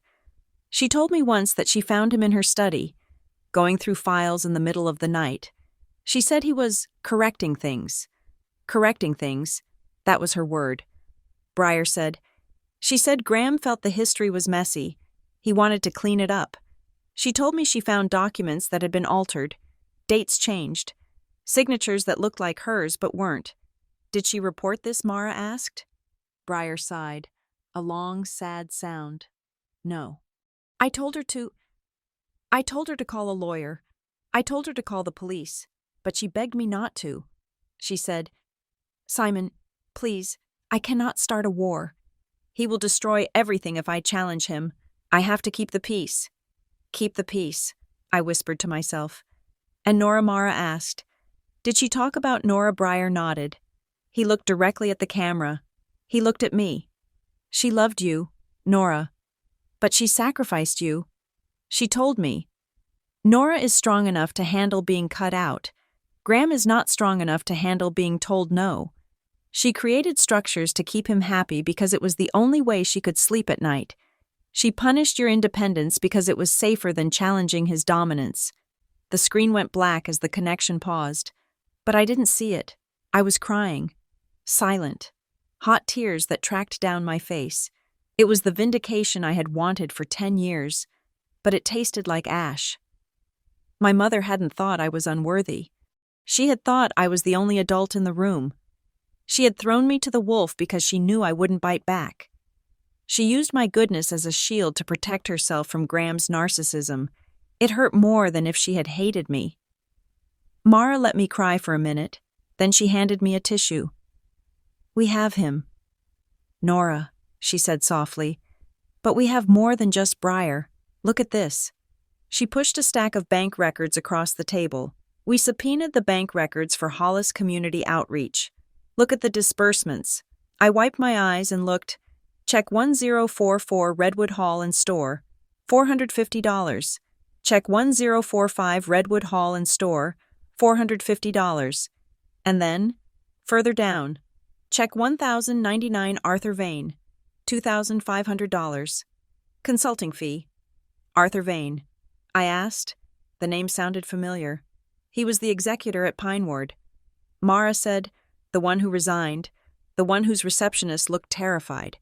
Graham's charity was paying the storage facility and the executor of the estate." "This is collision," Mara said. "It is piercing the corporate veil. Graham isn't just a beneficiary. He is paying the neutral executor on the side. That is highly illegal. It suggests Arthur Vane wasn't resigning because of a conflict of interest. He was resigning because he was on the payroll and got spooked. We can prove he controls the storage unit. I said, yes, and if he controls the storage unit, and the storage unit contains the items he is suing you for, then he is suing you for items he already possesses. The lawsuit is a fraud. 3 days later, Graham called for a settlement meeting. He didn't want to meet at a law office. He wanted to meet at a neutral site, a hotel conference room near the airport. I walked in with Mara. Graham was there with Sterling. He looked worse. The tan was fading. There were dark circles under his eyes. He wasn't wearing a tie. "Sit down," he said. He didn't stand up. We sat. "This has gone on long enough," Graham said. "The legal fees are becoming absurd. I am prepared to make a generous offer to end this today." He slid a document across the table. "I will dismiss the lawsuit with prejudice." He said, "I will cover your legal fees up to $20,000. I will even give you a cash settlement of $10,000 for your trouble." I looked at Mara. It was a good offer. It was everything I wanted. It was freedom. "All you have to do," Graham continued, "is sign this agreement and return the items listed in the family property schedule." "I haven't got them." "Graham," I said, "you know I haven't got them. They are in your storage unit." Graham's eyes narrowed. "We will arrange for a handover protocol," he said quickly. "You will simply sign a statement acknowledging you had them and are returning them. It is a formality." "And this?" Mara asked. She was pointing to paragraph 8. I looked at the paragraph. It was a non-disclosure agreement, but it was specific. "The defendant agrees to maintain strict confidentiality regarding the existence, provenance, and history of the disputed items. The defendant is specifically prohibited from communicating with, contacting, or providing documentation to any cultural, historical, or charitable institution regarding the disputed items, including but not limited to the Vandermark Cultural Foundation." I looked up at Graham. "This isn't about the bowl, is it?" I said. "It is about closing the estate." Graham snapped. "No," I said, "it is about the Vandermark Foundation. You donated something to them years ago. They gave it back because they found out you didn't own it, or maybe they found out Dad stole it, and now you need to give it back to them, or to someone else. But you can't prove you own it because the paper trail is dirty." Graham slammed his hand on the table. The water glasses jumped. "You have no idea what you are talking about. You are a receptionist. You think you understand high-level asset management? These are delicate matters, so delicate you have to sue your sister to fix them," I asked. I wasn't afraid of him anymore. I saw him clearly. He was a man juggling hand grenades. "You need a court order," I said, realizing it as I spoke. "You need a judge to say, 'These items belong to Graham Hollis.' If you get that judgment, you can show it to Vandermark. You can say, 'Look, the court says it is mine.' You are using the lawsuit to wash the title." Graham stood up. His face was red. "Sign the paper. Nora, take the money. Go back to your little apartment and your little life. If you don't, I will ruin you. I will make sure you never work in this state again." Mara closed the folder. "We are done here," she said. We walked out. Graham was shouting something about ingratitude, but I didn't look back. In the car, I started to shake. The adrenaline was wearing off. I should have signed it. I whispered, $30,000. It would have paid off my car. It would have ended the stress. Mara drove in silence for a moment. Then she pulled over into a Starbucks parking lot and turned off the engine. "Nora, look at me." I looked at her. "He offered you silence, not peace. If you sign that NDA, you become his accomplice. If it turns out those items are stolen art or looted artifacts, and you signed a paper saying you had them and returned them, you are part of the chain. You are the patsy. But I just want it to be over." I said, "Tessa says he is drowning." Mara said, "Tessa is right. He is offering you a life vest made of lead. He needs you to hold the weight so he can swim." I took a deep breath. "So what do we do?" "We go to the hearing next week." Mara said, "And we let the judge see the monster." The evidentiary hearing was set for Tuesday. Judge Holloway had ordered it because of the conflicting motions. We had filed a motion to dismiss based on the storage unit findings. Graham had filed a motion to compel return of property. The courtroom was old, with high ceilings and wood paneling that smelled of history. I sat at the defendant's table. I felt the weight of the room. This wasn't a deposition. This was court. There were bailiffs. There was a flag. Graham sat at the plaintiff's table. He looked composed again, but his leg was bouncing under the table. Judge Holloway entered. She was a small woman with gray hair and a face that suffered no fools. She sat down and adjusted her glasses. "I have reviewed the filings," she said. "The court is frankly confused. We have a plaintiff claiming the defendant stole a list of specific items. We have a defendant claiming the plaintiff already possesses those items in a storage unit paid for by his charity. And we have a dispute over whether a blue bowl is an heirloom or kitchen trash." She looked at Graham. "Mr. Sterling, your client insists these items are of significant value and family importance." "They are, Your Honor," Sterling said. "And yet, the descriptions are vague," the judge said. "Kitchenware. Books. To clarify exactly what we are arguing over, I am ordering the full list of disputed property to be read into the record. I want no ambiguity about what Mr. Hollis is demanding." Graham froze. "Your Honor," Sterling stammered, "that is not necessary. The list is attached to the complaint. The list in the complaint is a summary." The judge said, "I understand there is a detailed schedule. I want the clerk to read the full schedule into the public record." Sterling looked at Graham. Graham looked sick. If the list was read into the record, it became public, permanently. Anyone could search for it. The Vandermark Foundation could search for it. The FBI art crime team could search for it. Graham stood up. "Your Honor, we object. This is a private family matter. Reading the inventory violates the privacy of the estate." The judge narrowed her eyes. "Mr. Hollis, you filed a lawsuit in Superior Court. You made this a public matter. You asked the state to use its power to seize property from your sister. You do not get to ask for the sword of the law and then complain that it is too shiny." She turned to the clerk. "Proceed." The clerk, a young woman with a monotone voice, picked up the document. She cleared her throat. "Schedule of disputed property. Item 1, a pearl necklace. Double strand. Item 2, a hardcover edition of The Great Gatsby." I watched Graham. He was gripping the table edge so hard his knuckles were white. "Item 3, a blue ceramic bowl, earthenware, attributed to the Rookwood Pottery Company, circa 1890, experimental glaze." I gasped softly. Rookwood. It wasn't Kmart. It was an experimental glaze from 1890. Item 4, a Mayan polychrome vessel, cylindrical, late classic period, provenance unknown. The room went silent. That wasn't on the list I saw. That wasn't in the lawsuit. "Wait," Mara whispered. He updated the list. He slipped the real list in with the motion to compel. Item 5. The clerk read, "A colonial silver tankard, bearing the mark of Paul Revere, reported stolen 1972. Sterling jumped up. "Objection. That is a clerical error." The judge banged her gavel. "Sit down. Counsel." The clerk continued. Item 6, a heavy canvas map case containing survey maps of the Vandermark estate, dated 1930.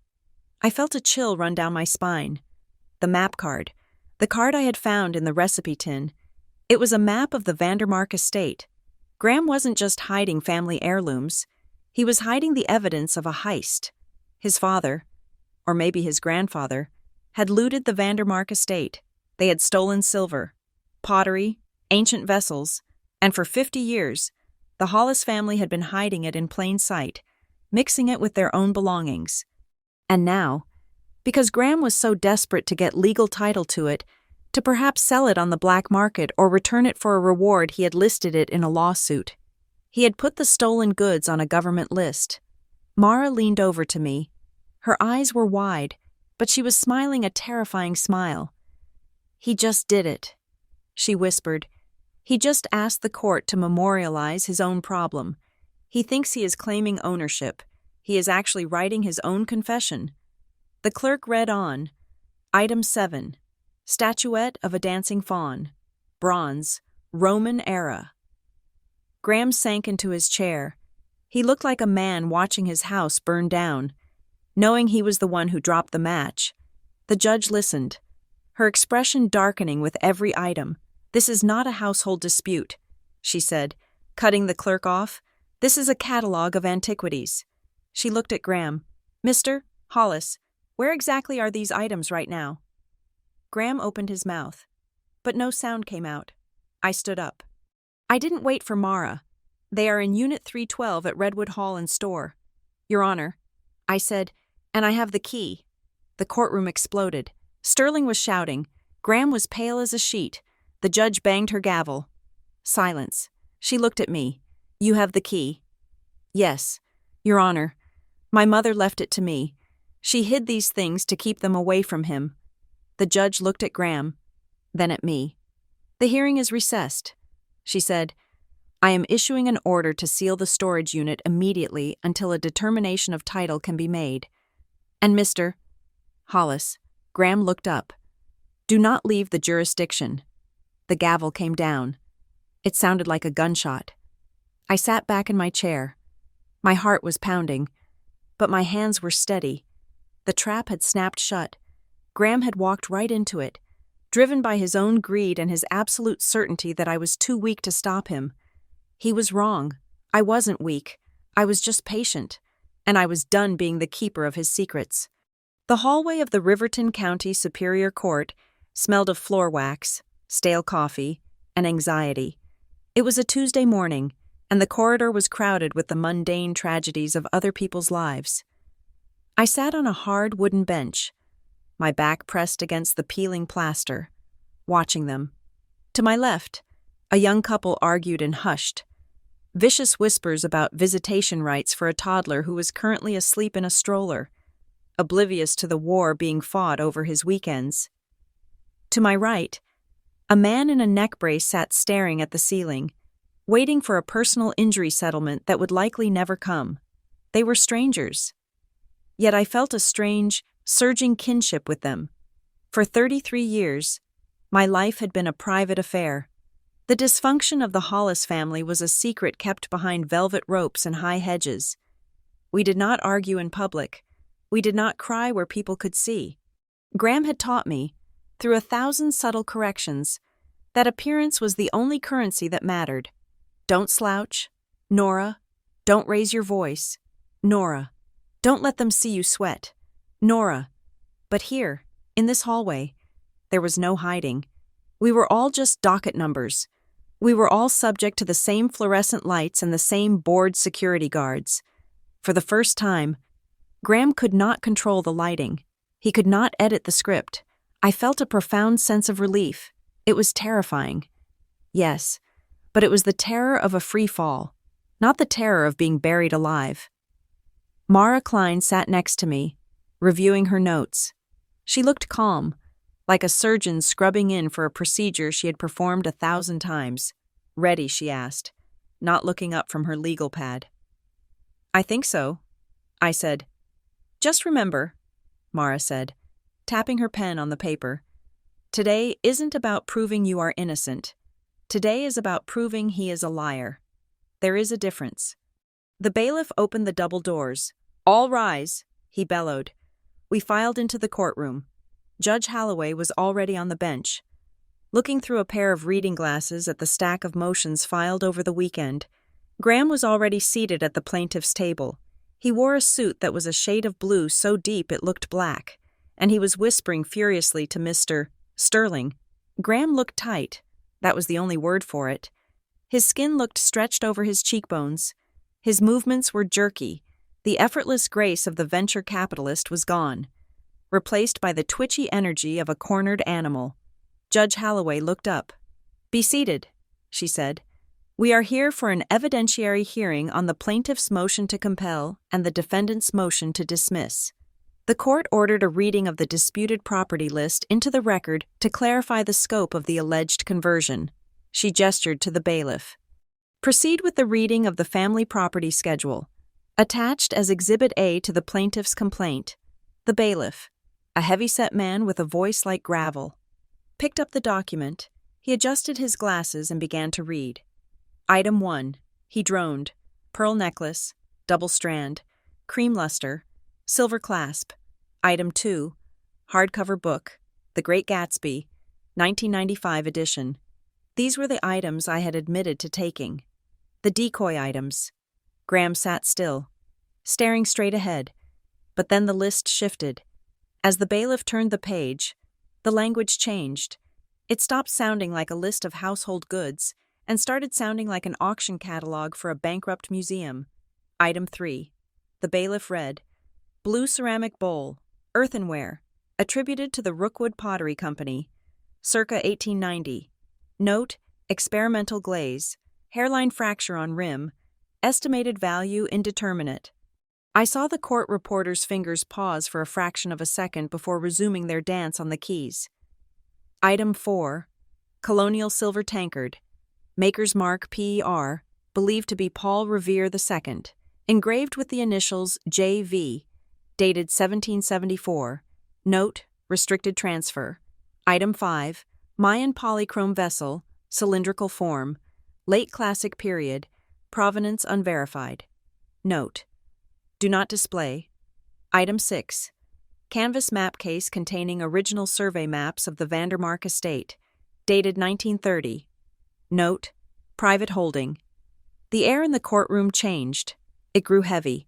The casual boredom of the few spectators, mostly law students and retirees who watched trials for entertainment, evaporated. Judge Holloway raised a hand. Pause, she said. The bailiff stopped. The judge took off her glasses and looked down at the plaintiff's table. Mr. Sterling, she said. Her voice was deceptively mild. Yes, Your Honor. Sterling stood up, buttoning his jacket. You represent to this court that these items are personal family heirlooms wrongfully removed by the defendant from her mother's condominium. That is the plaintiff's assertion. Your Honor, the judge picked up the list. A Mayan vessel from the late classic period. A Paul Revere tankard. These are not exactly kitchen appliances. Counselor, the description here includes terms like provenance unverified and restricted transfer. This reads like an institutional inventory, not a domestic one. Graham stood up. He didn't wait for Sterling. Your Honor, he said, his voice smooth but too fast. My mother was a collector. She had an eye for history. These items were in her private possession for decades. The descriptions are merely detailed. I wanted to be precise for the sake of the court record. The judge looked at him. Precise, she repeated. Mr. Hollis, I have seen divorce cases involving art collections. I have never seen a plaintiff list a provenance unverified note on their own property schedule unless they were quoting an appraisal they didn't agree with. Mara stood up. Your Honor, if I may. The judge nodded. Ms. Klein. Mara walked to the podium. She carried the black binder we had photographed in the storage unit. It was an oversized exhibit now, marked with a bright yellow sticker. The defense moves to introduce Defense Exhibit C, she said. This is a photographic reproduction of an inventory binder located inside Unit 312 at Redwood Hall and Store. Objection, Sterling shouted. Authenticity. We have not established who created that binder. It was found in a unit paid for by the plaintiff's charity. Mara said calmly. Overruled, the judge said. Proceed. Mara placed the binder on the overhead projector. The image appeared on the screens mounted on the jury box walls. It was the page listing the blue bowl and the tankard. Your Honor, Mara said. Please compare the language in the plaintiff's lawsuit with the language in this binder. They are identical, word for word. Except for one thing. Mara pointed to the screen. The lawsuit lists Item 4, silver tankard. The binder lists Item 4, silver tankard, but the binder has a red stamp next to it. Can the court read that stamp? Judge Holloway leaned forward. It says, non-transferable, the judge read, and under that, title defect, Mara repeated, and next to the Mayan vessel, on loan, the judge read. Mara turned to look at Graham. Mr. Hollis is not suing his sister because she took his property. Mara said, He is suing her because he needs a court order to establish ownership of items that are flagged as having defective titles. He copied this list from a storage inventory that explicitly states these items do not belong to him. Graham's face was a mask of fury. "That is a fabrication," he shouted. She planted that binder. She had access to the unit. The judge banged her gavel. "Mr. Hollis, sit down." Graham sat, but he was breathing hard. The polish was gone. The veneer of the grieving sun had cracked, revealing the desperate operator underneath. "Mr. Sterling," the judge said, "is there a representative from the Vandermark Cultural Foundation present?" Sterling looked like he wanted to crawl under the table. "I believe they were subpoenaed by the defense, Your Honor." "Ms. Chung," the judge called out. A woman in the second row stood up. She was dressed in a gray suit, holding a briefcase. She looked like the physical embodiment of corporate liability law. "I am here, Your Honor. I represent the Vandermark Cultural Foundation." "Please approach the witness stand," the judge said. Ms. Chung was sworn in. She sat with perfect posture. "Ms. Chung," the judge asked, "are you familiar with the items described in the list read by the bailiff? Specifically, the survey maps of the Vandermark estate and the colonial tankard, We Are?" "Your Honor," Ms. Chung said. Her voice was crisp. "The Foundation has an open file regarding these items. Can you explain the nature of that file?" Ms. Chung adjusted the microphone. "In 1998, the Foundation conducted a chaotic audit of its holdings following the death of our founder. Several crates of uncatalogued materials were reported missing from the archives. At the time, it was believed they were lost in a basement flood. However, 3 years ago, Mr.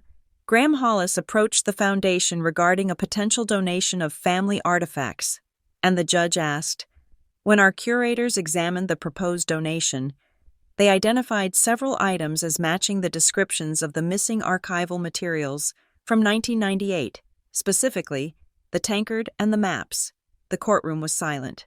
Even the air conditioning seemed to stop humming. We informed Mr. Hollis that we could not accept the donation because the Foundation believed it already owned the items. Ms. Chung continued. We requested their return. Mr. Hollis subsequently withdrew the offer and submitted an affidavit stating that the items had been destroyed by accidental fire in his mother's home. Destroyed, the judge repeated. Yes, Your Honor. We closed the file based on his affidavit. However, hearing the list read today, it appears the reports of their destruction were exaggerated. Graham was staring at the table. He wasn't looking at the judge. He wasn't looking at me. He was looking at the wood grain, tracing a knot with his finger, over and over again. Judge Holloway took off her glasses and rubbed the bridge of her nose. She looked tired. This is no longer a domestic dispute, she said. This is a potential fraud on the court, and potentially a fraud on a charitable institution. She looked at Sterling. Counsel, do you have any explanation for why your client is suing for the return of items he swore under oath were destroyed 3 years ago? Sterling stood up slowly. Your Honor, my client maintains that there may have been a misunderstanding regarding the definition of destroyed. It is possible he meant removed from the collection, a misunderstanding, the judge said flatly. Graham stood up again. He couldn't help himself. He pushed Sterling aside. It's her. He pointed at me. His finger was shaking. Nora is doing this. She found out about the storage unit, and she is twisting everything. She manipulated the inventory. She put those stamps in the binder. She is trying to blackmail me. He turned to the judge, his eyes wide and manic. You don't know her. Your Honor, she has always been jealous. She has always wanted to ruin the family reputation. She orchestrated this whole thing. She rented that unit. She moved the things there. The judge looked at Mara. Ms. Klein. Mara didn't even stand up. She just slid a piece of paper to the bailiff. Defense Exhibit D, Your Honor, subpoenaed records from Redwood Hall and Store. The bailiff handed the paper to the judge. This is a payment history for Unit 312. Mara said, the payments are made monthly via ACH transfer. The source account is Hollis Community Outreach. She slid another paper. And Exhibit E, the access logs. The unit was accessed 12 times in the last year. Every single access code entry is tied to a key fob assigned to Ms. Kendra Vale. Who is Kendra Vale? The judge asked. My executive assistant. Graham whispered. He didn't mean to say it out loud. It just slipped out. Mara nodded. Mr. Hollis's assistant, not Nora Rodriguez. My client has never entered that facility until she was granted a court order to inspect it last week. The idea that she orchestrated a storage unit paid for by her brother's charity and accessed by her brother's assistant is mathematically impossible. Graham sank back into his chair. He looked small. For 30 years. Graham had been a giant to me. He was the successful one, the smart one, the one who knew how the world worked. I had spent my life shrinking so I wouldn't get stepped on. But looking at him now, huddled in his $3,000 suit, lied to by his own arrogance, I realized something that made my breath catch in my throat. He wasn't a giant. He was just loud. His power didn't come from strength. It came from the fact that everyone around him, my mother, his employees, me, was terrified of making him uncomfortable. We smoothed the road for him because we were afraid of the bumps. We let him rewrite history because we were afraid of the argument. But a courtroom is designed to be uncomfortable. It is a room built for argument. And in this room, without his enablers, he was nothing. I looked at the judge. She wasn't impressed by his suit. She wasn't intimidated by his wealth. She was just looking at the facts, and the facts were that Graham was a liar. Judge Holloway stacked the papers into a neat pile. She looked at Graham with an expression of cold disappointment. Mr. Hollis, she said, you have wasted this court's time. You have attempted to use the judicial system to secure title to property that is, at best, disputed, and at worst, stolen. She turned to the clerk. I am ordering the family property schedule sealed temporarily, pending a referral to the district attorney's office for investigation into potential perjury and insurance fraud. Graham flinched as if he had been slapped. I am denying the plaintiff's motion to compel return of property, the judge continued. Furthermore, I am issuing a protective order over the contents of Unit 312. The Sheriff's Department will take possession of the key immediately. A full independent inventory will be conducted by a court-appointed master. No items are to be removed, transferred, or destroyed until the issue of title is resolved with the Vandermark Foundation and the Hollis estate. She looked at me. Ms. Rodriguez, you are dismissed. You are under no obligation to return any items currently in your possession, provided they are not the items listed in the sealed schedule, and I would suggest, Ms. Rodriguez, that you change your locks. Thank you, Your Honor. I said, court is adjourned, the judge said. The gavel came down. Sterling started packing his briefcase aggressively, not looking at his client. Graham sat there for a moment, staring at the empty bench. Before he slowly stood up, I walked out of the courtroom with Mara. The hallway was still crowded, but the air felt different now. It felt cleaner. We reached the heavy double doors at the entrance of the courthouse. The sun was shining outside, bright and harsh. It was a hiss, a sharp, venomous sound. I turned. Graham was standing by the metal detectors. Sterling had already left him. He was alone. He walked toward me. He didn't look like a brother. He looked like a stranger who hated me. Are you happy? He asked. His voice was shaking. I didn't answer. I just watched him. You ruined everything. He spat. Do you have any idea what you just did? The investigation? The foundation? The reputation of the firm? It's all going to come out. Decades of work. Mom's legacy. My legacy. You burned it all down because you wanted a cracked bowl. He stepped closer, looming over me. The old trick. The physical intimidation. You are selfish. Nora, you always were. You took the one thing I asked you not to take. You couldn't just let it go. You had to dig. And now there is nothing left. I hope you are proud of yourself. He waited for me to apologize. He waited for me to shrink.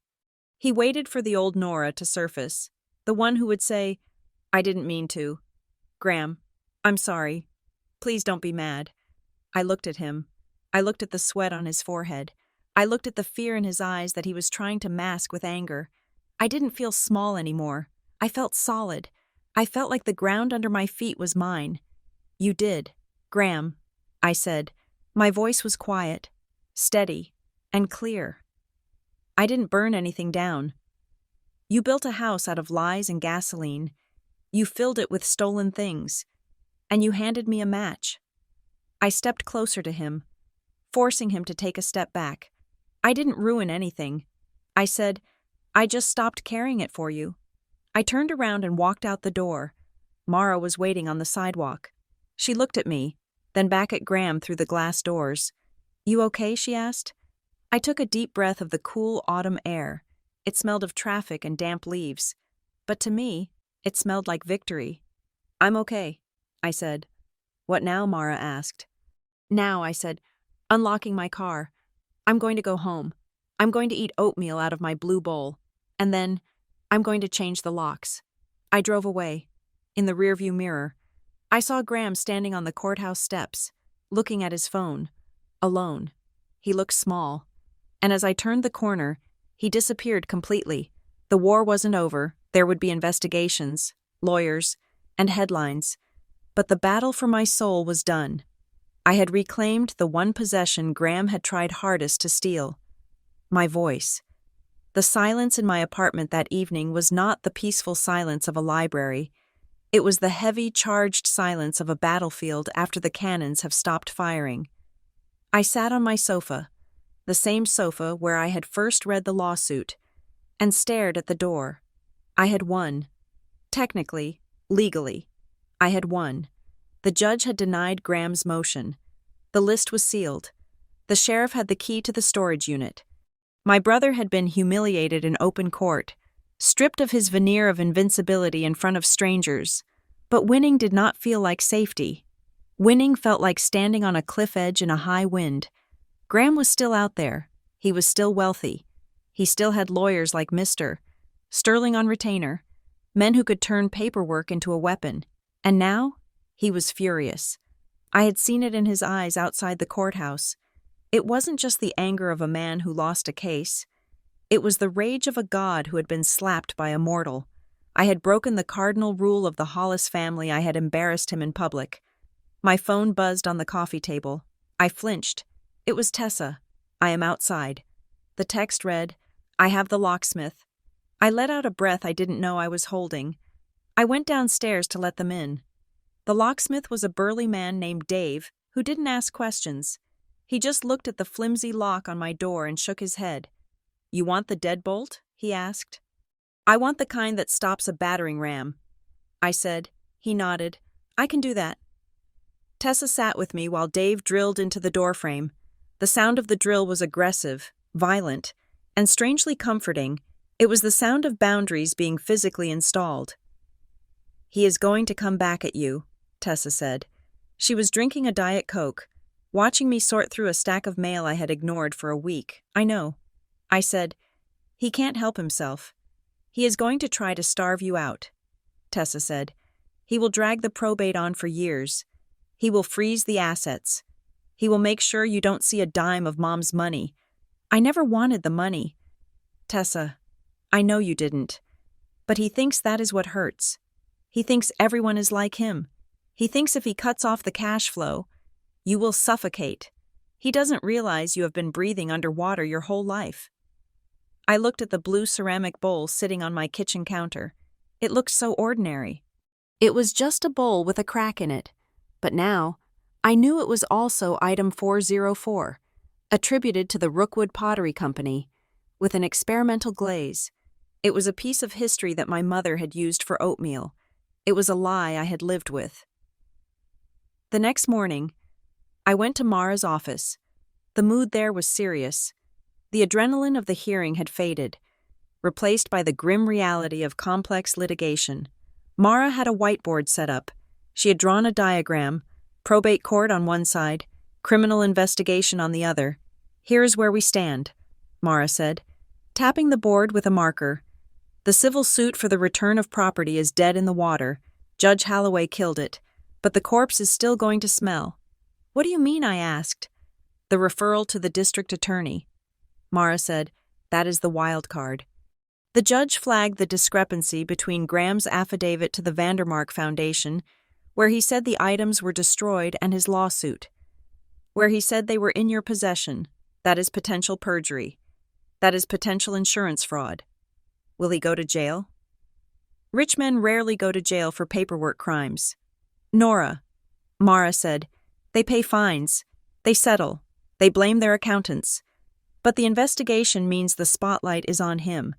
And when the spotlight is on him, he is dangerous. She sat down across from me. Also, the Vandermark Foundation has filed a motion to intervene. They are claiming they have a superior title to the items in the storage unit. They argue the items were stolen from their archives in 1998. So I am a witness now. You are the key witness, Mara said. You are the one who found the map. You are the one who found the binder. You are going to be deposed again, this time by the Foundation's lawyers, and probably by the district attorney. This could drag on for 2 years. I felt a wave of exhaustion. 2 years. I can't do 2 years of this. Mara, I just want to go to work. I just want to be normal. Mara softened. I know, Nora, and we can try to minimize your involvement. But you open the door. You let the light in. You can't close it just because the glare is hurting your eyes. I went home that night and started cleaning. It wasn't a frantic clean. It was a purge. I went through my closet. I pulled out the clothes I wore to family functions, the beige cardigans, and the sensible flats I wore to look harmless around Graham. I put them in a trash bag. I went through my bookshelf. I found the books Graham had given me for Christmas over the years, biographies of great men, books about business strategy, things he thought I should read to be less driftless. I put them in the bag. I realized, as I filled the third bag, how much of my identity had been curated to prevent a reaction. I didn't wear red because Graham said it was garish. I didn't talk about my interest in graphic design because Graham said art was a hobby, not a career. I had built a small, beige life so that I could fit into the small, beige corner he allowed me to occupy. I was 33 years old, and I didn't know if I liked jazz. I didn't know if I liked travel. I only knew what I didn't like. I didn't like being sued. At 11 o'clock, my laptop pinged. I sat down at my small desk. It was an email. The sender was concernedparty_001@protonmail.com. The subject line was, "For your records. Destroy after reading." My heart hammered. I hovered the mouse over the preview. It was a PDF attachment. I opened it. It was a scanned document. The quality was grainy, like it had been photocopied a dozen times. It was a letter. The letterhead was from Pineward Fiduciary Services. The date was 5 years ago. It was addressed to Arthur Vane, the executor who had resigned. Dear Arthur, I am writing this to be placed in my private file, not to be shared with the primary beneficiary. I am concerned about the pressure being applied regarding the restructuring of the trust. Graham has been insistent that we remove the inventory clauses. He argues they are restrictive. I know he intends to liquidate portions of the collection that are not documented. I have tried to stop him, but you know how he is. He wears you down until you agree just to make the noise stop. I am signing the new amendment today. I am doing it because I am tired. Arthur, I am so tired of the arguments, but I am afraid. If anything happens to me, if I die unexpectedly, or if I become incapacitated, assume he will come for her. He knows Nora suspects something about the storage unit, even if she doesn't know the details. He will try to discredit her. He will try to strip her of resources so she cannot ask questions. Please, if you can, protect her. She is the only innocent thing left in this family. Sincerely, Elaine Rodriguez. I stared at the screen. The tears didn't come immediately. What came first was a cold, physical shock, like stepping into ice water. She knew. She knew 5 years ago. She knew he would come for me. She knew he would try to destroy me. Assume he will come for her. And what did she do? Did she change the will? Did she give me a trust fund to fight him? Did she call the police? No. She signed the amendment. She gave him what he wanted to make the noise stop. She wrote a letter to a lawyer. begging a stranger to protect me because she was too cowardly to do it herself. The grief that hit me then was complicated. It wasn't the pure, sharp grief of losing a mother. It was the muddy, heavy grief of realizing my mother was a person who loved me but failed me. She loved me enough to warn Arthur Vane. She loved me enough to hide the key and leave me the note in the storage bin. But she didn't love me enough to stand up to Graham while she was alive. She sacrificed my safety for her peace. I printed the letter. I held the warm paper in my hands. I didn't hate her. I wanted to, but I couldn't. I just felt a profound pity for her. She had lived her whole life in a cage of her own making, terrified of the son she had raised to be a monster. I forwarded the email to Mara. Subject evidence, body. I think the receptionist at Pinewood sent this. It proves premeditation. It proves he planned this. Mara replied 2 minutes later, received. This is gold. Nora. This goes to the DA tomorrow. Get some sleep. I didn't sleep. I sat by the window and watched the streetlights. I felt older. I felt like the child inside me, the one who was waiting for her mom to come save her, had finally packed her bags and left. 3 days later, Graham's lawyer filed a new motion. We were back in the legal grind. The motion was titled Plaintiff's Motion for Sanctions regarding interference with charitable assets. It was a desperate flail. The motion argued that by entering the storage unit and tampering with the binder, I had compromised the integrity of the Hollis Community Outreach Inventory. It claimed I had staged the photos. It demanded that I be held in contempt of court. Mara called me, sounding almost amused. He is throwing spaghetti at the wall. She said, he knows he lost the main battle, so he is trying to win a skirmish on a technicality. He wants to paint you as a chaotic actor who contaminated the evidence. Do I have to go back to court? I asked. No, Mara said. I will handle this on paper. We have the access logs. Remember, you were there for 1 hour, supervised by his lawyer. He was there for 10 years. The judge knows who contaminated the evidence, but... She paused. The Vandermark Foundation wants to talk to you. Directly. To me. Yes, they want a meeting. They are conducting an internal audit. They want to know exactly what you saw on the map card. They want to know about the 1998 note. Do I have to talk to them legally? No. You can plead the fifth if you think you have criminal exposure, which you don't, or you can just decline. But Nora, if you talk to them, you blow this wide open. If you give them the map card, they will trace those items back to the theft. It will become a national news story. Prominent philanthropist linked to museum heist. And if you don't, they might settle quietly. Graham might pay them a few $1,000,000, return the items, and sign a hush agreement. The rich have a way of making problems disappear if nobody is screaming. I told her I would think about it. I took a walk by the lake. The water in Glen Haven was gray and choppy. I watched a duck trying to paddle against the current. If I stayed quiet, Graham might survive this. He might limp away, wounded but still standing. He would still be rich. He would still be powerful. And he would spend the rest of his life waiting for a chance to punish me. If I talked, I would destroy the family name. The Hollis name, my mother's name, would be mud. It would be associated with theft and fraud. She is the only innocent thing left in this family. That was what Mom wrote. If I stayed quiet to protect her reputation, I wasn't being innocent. I was being an accomplice. I would be doing exactly what she did, hiding the truth to keep the peace. I pulled out my phone. I dialed Mara. Set up the meeting. I said, "Are you sure?" Mara asked. "Once you ring this bell, you can't unring it. I am sure. I am not going to carry his secrets anymore. Mom did that, and it killed her." The meeting with the Vandermark Foundation took place in a glass conference room in Boston. Ms. Cheng was there, along with 2 other lawyers and a man who introduced himself as a provenance researcher. I laid the map card on the table. This was in my mother's recipe tin. I said, "I found it in Unit 312. The researcher picked it up with gloved hands. He looked at it through a magnifying glass. He looked up, his eyes wide. "This matches the floor plan of the archives wing from 1930, he said, "and these notations. Sector 4, Shelf B, These are the exact locations of the missing crates. He looked at me. This proves knowledge. He said, whoever drew this map knew exactly where the items were, and the dates on the back. 1998. G.H. Office. This tracks the movement of the stolen goods. Ms. Chung looked at me. Miss Rodriguez, are you willing to testify to the authenticity of this document in a criminal proceeding? Yes, I said, even if it implicates your late mother as a conspirator. I took a breath.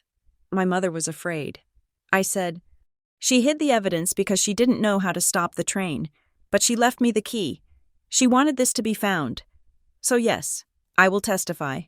Ms. Chang nodded. Thank you. Ms. Rodriguez, you have done a brave thing. I didn't feel brave. I felt light. I left the building and walked into the city. I saw a newsstand. The headline on the local paper was about the lawsuit. Hollis family feud exposes hidden assets. It was starting, the unraveling. Graham called me that night. I didn't answer. I watched the phone ring until it went to voicemail. Then I blocked the number. It was the first time in my life I had ever blocked him. It felt like cutting an anchor chain. The next Saturday, I drove to the cemetery. It was a crisp, cold day. The leaves were turning orange and red, falling on the manicured grass of the memorial park. I walked to the family plot. There was a large granite monument with the name Hollis carved in deep, imposing letters. Graham's father was there, and next to it, a smaller, newer headstone. Elaine Rodriguez, 1955 to 2024. Beloved mother, I stood there for a long time. The wind bit at my cheeks. I brought the recipe tin, the real one, the one with the index cards for chicken cacciatore and lemon bars. I had taken the map card out. Of course, that was evidence now, but the recipes were just memories. I knelt down on the damp grass. Hi, Mom, I said. The wind rustled the trees. I found the letter. I said, the one you sent to Arthur. I ran my hand over the cold stone. I know you tried. I said, in your own way. You tried to build a wall around me to keep him out. But you built the wall out of paper. Mom. And he burned right through it. I didn't say it with anger. The anger had burned itself out. I wish you had been braver. I whispered. I wish you had grabbed me and run away when I was 10. I wish we had lived in a small apartment and eaten ramen noodles and been safe. But you wanted the big house. You wanted the prestige. And you paid for it. I placed the recipe tin at the base of the stone, next to a pot of fading mums. I am not going to be you. I said, I am not going to hide. I gave them the map. I gave them the truth. I stood up. My knees were wet from the grass. Graham is going to fall. Mom. And the name is going to be ruined. And I am okay with that, because the name was a lie anyway. I touched the top of the stone one last time. I love you.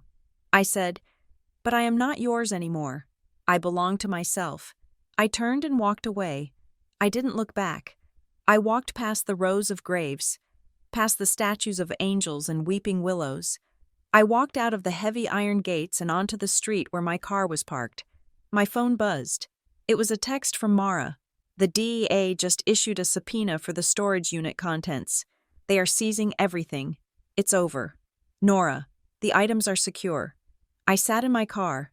I looked at the text. It wasn't over. The lawsuits would grind on. The press would descend. Graham would fight and scream and claw, but the silence in my head, the fear that had lived in my chest for 30 years, that was gone. I started the car. I put it in gear. I had a blue bowl at home.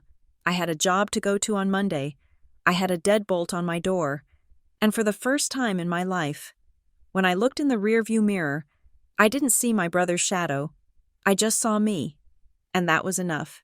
Thank you so much for listening to My Well-Off Brother Demanded All My Possessions in Court until the bailiff read the list, and this story was a journey into the dark corners of family loyalty and the price of silence. I would love to know where you are listening from today. Are you tuning in from a quiet kitchen in Ohio, a busy subway in Tokyo, or maybe a sunny porch in Brazil? Please leave a comment down below and let me know if you enjoyed Nora's fight for truth. Please make sure to subscribe to the Revenge Stories channel. We have many more tales of justice, retribution, and secrets coming your way. Don't forget to hit the like button and share your thoughts on the ending. Did Nora make the right choice by handing over the map? Until next time, stay safe, and remember, sometimes the smallest objects hold the biggest secrets.